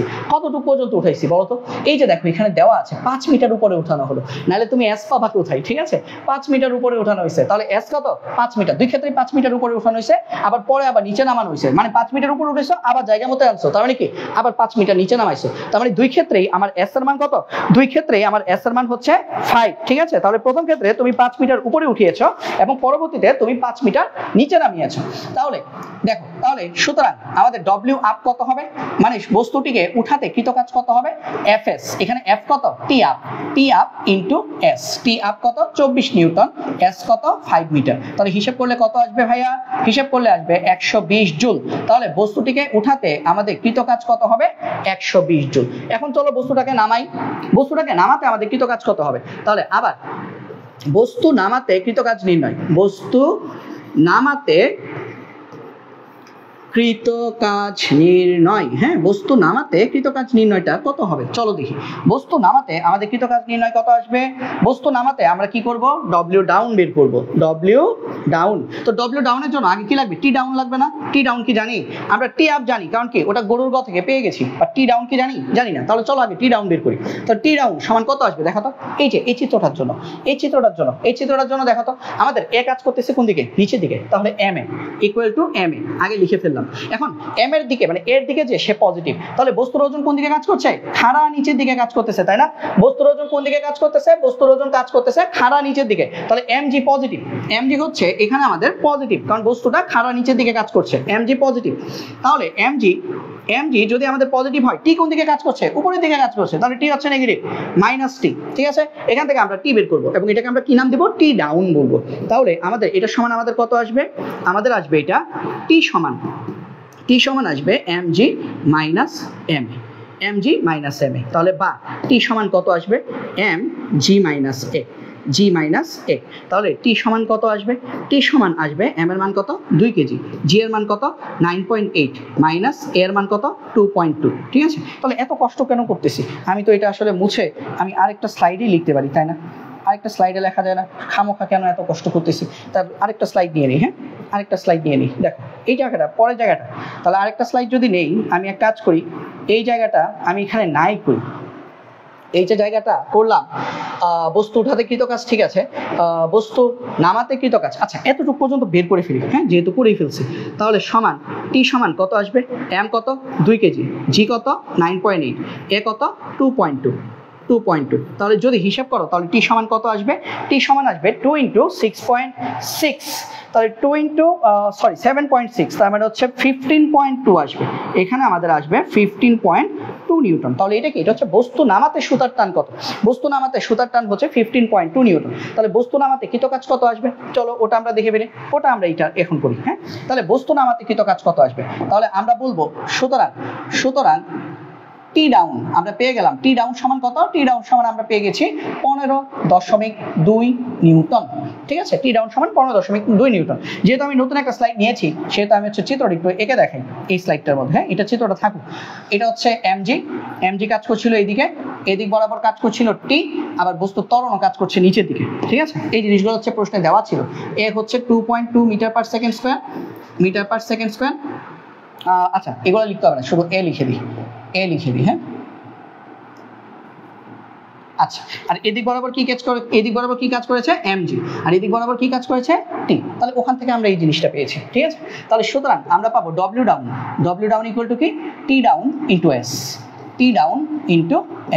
টি ডাউন কত ভাইয়া, টি ডাউন হচ্ছে আমাদের 15.2 নিউটন, এস কত 5 মিটার। যদি হিসাব করো কত আসবে, 5 15 75, 5 দুগুণে 10, তার মানে 76 নিউটন আসবে। তাহলে আমাকে প্রশ্নে কি বলেছে বলো তো, আমাকে বলেছে কোন ক্ষেত্রে উঠাতে বা নামাতে কোন ক্ষেত্রে সুতার টান কর্তৃক কৃতকাজ বেশি হবে। এখন খেয়াল করো, বস্তুটাকে উঠাইতে আমার কৃতকাজ কত লাগছে 120 জুল, কোথায় পেলাম? এই যে দেখো, বস্তুটাকে উঠাতে আমার সুতার টান লেগেছে 120 জুল। 120 জুল। এই যে বস্তুটাকে উঠাতে সুতার টান লাগছে 120 জুল, আর বস্তুটাকে নামানোর জন্য আমার সুতার টান কত লেগেছে? 76 জুল। বস্তুটাকে নামাতে আমাদের সুতার টান লেগেছে 76 নিউটন। তাহলে কোন ক্ষেত্রে বেশি লাগছে? উঠাইতে আমার বেশি লাগছে, তাই না? তাহলে আমরা লিখবো যেহেতু আমাদের ডব্লিউ আপ মানে উঠাতে কৃত কাজ is greater than W down নামাতে কৃত কাজ, সুতরাং আমরা বলবো বস্তুটিকে উঠাতে কৃত কাজ বেশি করতে হয়েছে। কনসেপ্টে ফাইনালি আনসার লিখে দিবা, অর্থাৎ বস্তুটিকে উঠাতে সুতার টান কর্তৃক কৃত কাজ বেশি হবে। ঠিক আছে, বস্তুটিকে উঠাতে সুতার টান কর্তৃক কৃত কাজ বেশি হবে। ঠিক আছে, তো আশা করি এই জিনিসটা সবাই ক্লিয়ারলি বুঝতে পেরেছো। সবাই ক্লিয়ারলি এতটুকু পর্যন্ত বুঝেছো কিনা ভাইকে একটু কমেন্টে একটু জানিয়ে দাও, তারপরে সিকিউতে আমরা চলে যাব। ঠিক আছে, আজকে অনেক রাত হয়ে গেছে না? আজকে রাত হয়ে গেছে, এরপর আর একটা সিকিউ করবো, আর একটা সিকিউ করে আজকে ক্লাসটা আমরা শেষ করবো। আগামীকাল সন্ধ্যা 7টায় ক্লাস শুরু করবো। সন্ধ্যা 7টা থেকে আমি তোমাদেরকে 2017 পর্যন্ত সিকিউ করাবো, এবং আমি তোমাদেরকে পরামর্শ দিব, যেহেতু তোমরা 2025 শিক্ষার্থী, অ্যাটলিস্ট 2017 পর্যন্ত প্রত্যেকটা অধ্যায় তোমরা করে রাখবা। হ্যাঁ, 2024 থেকে 2017। 2024 কিন্তু ফিজিক্স পরীক্ষা হয়েছে, তো 2024 প্রশ্নগুলো এখন আমি অ্যানালাইসিস করার সময় পাই নাই। যখন অ্যানালাইসিস করে ফেলবো তারপরে তোমাদেরকে ওগুলো আমি করাই দিব। আপাতত আমরা কি করতেছি? আপাতত আমরা 2017 থেকে 2023 পর্যন্ত সবগুলো সিকিউ কিন্তু কমপ্লিট করতেছি। ঠিক আছে, আচ্ছা রোজা বলছো জি বুঝছি, আচ্ছা ঠিক আছে। নবনী জি ক্লিয়ার, ঠিক আছে। আচ্ছা সোহানুর রহমান বলছো এই ক্লাসগুলো না হলে আমাদের মতো গ্রামের ছাত্ররা ভালো রেজাল্ট করতে পারতো না, মন থেকে আপনার জন্য দোয়া, অনেক শুভকামনা রইল ভাইয়া। থ্যাংক ইউ, তোমাদেরকে অনেক ধন্যবাদ। তোমাদের এই দোয়ার জন্য আসলে সুস্থ সবল ভাবে মনে হয় আছি, না হলে আসলে অসুস্থ হয়ে যাওয়ার মতোই অবস্থা, যে পরিমাণ সারাদিন ধকল যায়। তো সবসময় এই দোয়াটাই রাখবা ভাইয়াকে, যাতে করে হচ্ছে সবসময় সুস্থ থাকি। ঠিক আছে, আচ্ছা তো চলো আমরা দেখি আমাদের পরের সিকিউটা দেখি। লেটস গো পরের সিকিউ। হ্যাঁ, পরের সিকিউটাতে আমাদের কি বলেছে? এটাতে কি কোনো সিকিউ নাই? এটাতে কি কোনো সিকিউ নাই? এটাতে কোনো সিকিউ নাই না? এটাতে কোনো সিকিউ নাই। তাহলে এটাতে সিকিউ না থাকলে এটা আমি রাখবো কেন? এই পিডিএফটা রাখবো কেন? এইটা দেখো, এই সিকিউটা দেখো। এটা কি? এটা কুমিল্লা বরিশাল 2018-তে আসছে, তাই না? কুমিল্লা বরিশাল 2018-তে আসছে। চলো ব্যাকগ্রাউন্ডটা ঠিক করে নিই। কুমিল্লা বরিশাল 2018-তে আসা সিকিউটা চলো আমরা একটু দেখি সিকিউটাতে আমাদের কি বলেছে। দেখো এটা সহজ, এর থেকে সহজ সিকিউ আছে? একটা কি বলে, একটা সুষম দণ্ড, এটার প্রথমে পিকিউ অক্ষ ঢুকাইছে এটা প্রান্ত দিয়ে, আর XY অক্ষ ঢুকাইছে এটার মাঝখান দিয়ে, ভর কেন্দ্র দিয়ে। তাহলে পিকিউ অক্ষের জন্য জড়তার ভ্রামক কত আসবে?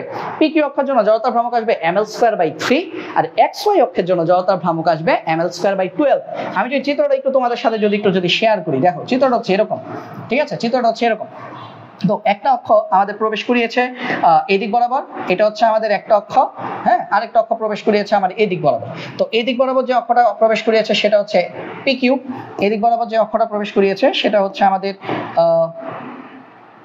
পিকিউ, এটা হচ্ছে পিকিউ, আর এদিক বরাবর যে অক্ষটা প্রবেশ করেছে সেটা হচ্ছে XY। তো পিকিউ অক্ষের সাপেক্ষে আমাদের জড়তা ভ্রামক কত আসবে? ml²/3, আর XY অক্ষের সাপেক্ষে জড়তা ভ্রামক কত আসবে? ml²/12, তাই না? তার মানে মোটামুটি এই কনসেপ্টের উপর ভিত্তি করে আমাদের ম্যাথটা কিন্তু করা। চলো আমরা দেখি এখন কি বলছে। এবং পুরোটা কত? 1.5 মিটার। তার মানে পুরোটা কত বলো তো? 3 মিটার। এই যে এখান থেকে এখান পর্যন্ত এই দূরত্বটা কত? এই দূরত্বটা হচ্ছে আমাদের 3 মিটার। ঠিক আছে, এই পুরো দূরত্বটা হচ্ছে আমাদের 3 মিটার। ওকে, লেন্থ দেওয়া আছে, L দেওয়া আছে 3 মিটার।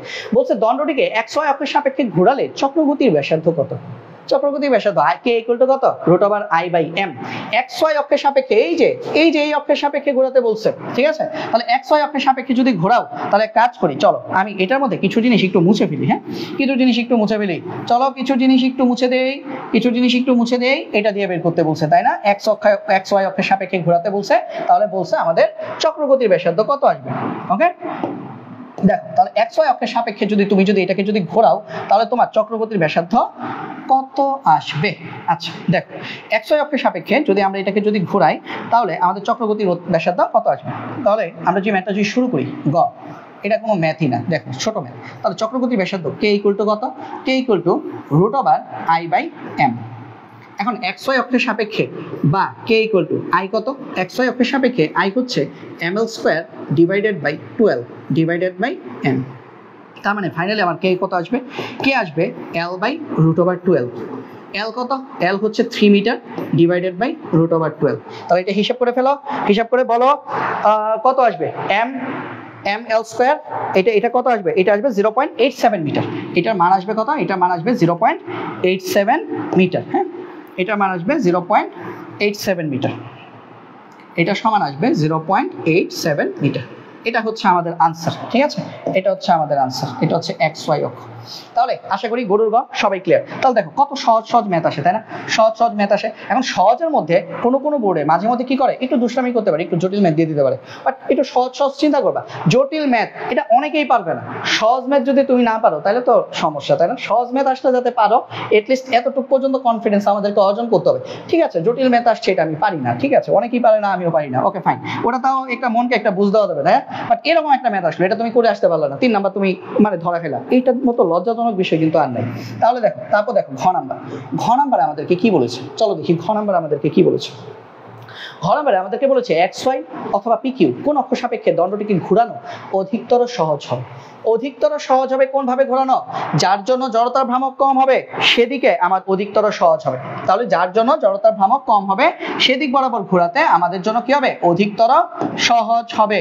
যার জন্য জড়তার ভ্রামক কম হবে সেদিক বরাবর ঘোরাতে আমাদের জন্য অধিকতর সহজ হবে, ঠিক আছে? তাহলে চলো আমরা দেখি কার জন্য ঘোরানো সহজ হবে। চলো দেখি, প্রথমে আমরা দেখব PQ অক্ষের সাপেক্ষে। তাহলে চলো আমরা একটু অক্ষরটি একটু আঁকা ফেলি, হ্যাঁ, আমরা একটু এঁকে ফেলি। তাহলে দেখো তো, আমি প্রথমে PQ অক্ষের সাপেক্ষে আঁকছি, ঠিক আছে, PQ অক্ষের সাপেক্ষে। তাহলে আমি যদি আবার চিত্রটা একটু আঁকি, এই যে এটা হচ্ছে আমাদের PQ অক্ষ, PQ অক্ষের সাপেক্ষে আঁকতেছি। তাহলে PQ অক্ষের সাপেক্ষে যদি আঁকো, এদিক বরাবর তুমি এই যে PQ ঢুকাই দিলা, এই যে PQ, এটা হচ্ছে P, এটা হচ্ছে Q। তাহলে PQ অক্ষের সাপেক্ষে তুমি কি বের করতে চাচ্ছ? তুমি PQ অক্ষের সাপেক্ষে তুমি জড়তার ভ্রামক বের করতে চাচ্ছ, ঠিক আছে? PQ অক্ষের সাপেক্ষে তুমি হচ্ছে জড়তার ভ্রামক বের করতে চাচ্ছ। উপস, এত বড় কেন? এত বড় হোক সেটা তো আমি চাইনি, এটা তো খালি বড়ই হচ্ছে না। আচ্ছা দাঁড়াও, ছোট করে দিই,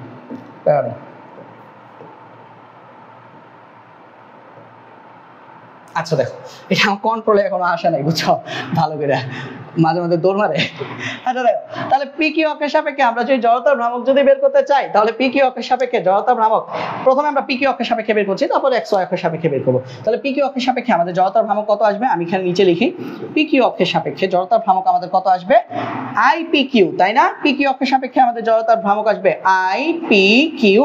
তাহলে IPQ সমান কি? ml² divided by 3। তাহলে m কত? m হচ্ছে আমাদের, বস্তুটা হচ্ছে 3 কেজি। এই যে দেখো দণ্ডের ভর 3 কেজি দেওয়া আছে। তোমরা যদি বলো ভাই m কোথায়, m তো নাই, m আছে, m উদ্দীপকের মধ্যে দেওয়া আছে, চিত্রের নিচে দেখো, চিত্রের ঠ্যাঙ্গের নিচে m আছে, ঠিক আছে, চিত্রের পায়ের নিচে m আছে। তাহলে 3 ইনটু l কত? l হচ্ছে 3², l হচ্ছে 3² ডিভাইডেড বাই 3। তাহলে কাটলে কত আসবে? 9। জড়তার ভ্রামকের একক কি? KG metre square. তাহলে 9 কেজি মিটার স্কয়ার, এটা হচ্ছে আমাদের জড়তার ভ্রামক কিসের সাপেক্ষে? PQ অক্ষের সাপেক্ষে। এখন আমরা যদি দেখি যে XY অক্ষের সাপেক্ষে আমাদের জড়তার ভ্রামক কত আসবে, চলো তো দেখি। XY অক্ষের সাপেক্ষে প্রথমে আমরা একটু চিত্র একটু এঁকে ফেলি। এটা হচ্ছে আমাদের XY অক্ষের সাপেক্ষে, এটা হচ্ছে আমাদের XY অক্ষ, এই যে এই বরাবর যেটা কাজ করছে সেটা কি? সেটা হচ্ছে আমাদের XY অক্ষ, হ্যাঁ, এটা হচ্ছে X, এটা হচ্ছে Y। তাহলে এই XY অক্ষের সাপেক্ষে আমাদের জড়তার ভ্রামক কত আসবে? XY অক্ষের সাপেক্ষে আমাদের জড়তার ভ্রামক আসবে IXY, এটা সমান কত আসবে? ml² divided by 12। আমরা জানি XY অক্ষের সাপেক্ষে জড়তার ভ্রামক কম আসবে, কারণ মাঝখান দিয়ে এই যে দেখো, মাঝখান দিয়ে ঘোরানো কি সহজ, মাঝখান দিয়ে ঘোরানো আমাদের জন্য অনেক অনেক সহজ। তাহলে m এর মান কত? চলো দেখি। m এর মান হচ্ছে আমাদের 3 কেজি। l এর মান কত? 3² ডিভাইডেড বাই 12। যদি হিসাব করি এটা কত আসবে? 27/12, তার মানে 2.25 কেজি মিটার স্কয়ার। তো আমাদেরকে বলছে কোন ক্ষেত্রে ঘোরানো সহজ হবে? ভাইয়া XY অক্ষের সাপেক্ষে ঘোরানো সহজ হবে। তো এটা আমরা একটু লিখে দিই, চলো দেখি, এটা আমরা একটু লিখে ফেলি। যেহেতু আমরা দেখলাম যে IPQ is greater than IXY, তার মানে XY কি? ছোট, XY ছোট, তার মানে XY বেয়াদবি কম করবে, তাই না? তার মানে তার জন্য XY অক্ষের সাপেক্ষে আমাদের ঘোরানো সহজ হবে। তাহলে আমরা লিখব, সুতরাং XY অক্ষের সাপেক্ষে ঘোরানো সহজ হবে, ঠিক আছে? XY অক্ষের সাপেক্ষে আমাদের ঘোরানোটা অনেক অনেক সহজ হবে, ঠিক আছে?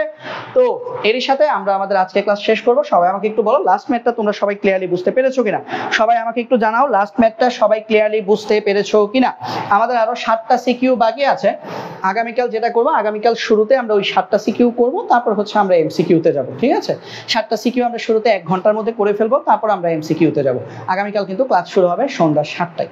তো আগামীকাল সন্ধ্যা 7টার সময় ক্লাস করার প্রিপারেশন নিয়ে হচ্ছে তোমরা রেডি থাকবা, ওকে? এবং আগামীকাল চেষ্টা করবো যাতে করে ভাইয়াকেও দেখা যায়, ওরকম কিছু একটা করার চেষ্টা করবো। আর না পারলেও প্যারা নাই। উদ্দেশ্য কি? উদ্দেশ্য হচ্ছে আপাতত ক্লাসগুলো করো, হ্যাঁ? কারণ তোমাদের হচ্ছে যেহেতু 25 ব্যাচের জন্য ক্লাসগুলো আমার রিঅর্গানাইজ করা, সেহেতু 25 ব্যাচের তোমরা যাতে করে ভালো করে ক্লাস করতে পারো এই জন্য কিন্তু তাড়াহুড়া করে সবকিছু করেছি। তো সবাই আশা করি বুঝতে পেরেছো। বাঁধন বুঝছি, ঠিক আছে। সবাই যদি বুঝে থাকি তাহলে অনেক অনেক ভালো। আজকের মতো আমি তাহলে ক্লাসটা এখানেই শেষ করব। আর আরেকটা বিষয় হচ্ছে সবসময় যে আমরা স্মার্ট বোর্ডে ক্লাস নেব ব্যাপারটা এমন না, এটা হচ্ছে আমার ভালো লাগার উপর ডিপেন্ড করছে। যেদিন খুব বেশি টায়ার্ড থাকবো সেদিন আসলে আমরা চেষ্টা করব যে আমাদের ল্যাপটপে স্ক্রিন শেয়ারের মাধ্যমে যাতে ক্লাসগুলো করে ফেলতে পারি, ঠিক আছে? তো ওভাবে আমরা ক্লাস করব। প্লাস অনেকদিন দেখা যায় না যে প্রচুর গরম থাকলে সেদিন আসলে স্মার্ট বোর্ডে ক্লাস করা আমার জন্য এই মুহূর্তে একটু টাফ হয়ে যায়, ঠিক আছে? তো সেক্ষেত্রে আমরা হচ্ছে ক্লাসগুলো তখন হচ্ছে আমরা স্মার্ট বোর্ডে না করে আমরা হচ্ছে কি করব, আমরা হচ্ছে ল্যাপটপে করার চেষ্টা করব। তো সবাই যদি ক্লিয়ারলি যদি বুঝে থাকো তাহলে ভাইয়া আজকের ক্লাসটা এখানেই শেষ করব। তোমাদের সবাইকে অসংখ্য ধন্যবাদ জানিয়ে আজকের ক্লাসটা আমি এখানেই শেষ করছি। তো সবাই ভালো থাকো, সুস্থ থাকো, এবং আগামীকাল তোমাদের ক্লাস কয়টায়? ঠিক সন্ধ্যা 7টায় শুরু হবে ইনশাল্লাহ। তো সেই পর্যন্ত সবার সুস্বাস্থ্য কামনা করে এখানেই শেষ করছি। ধন্যবাদ সবাইকে। আল্লাহ হাফিজ।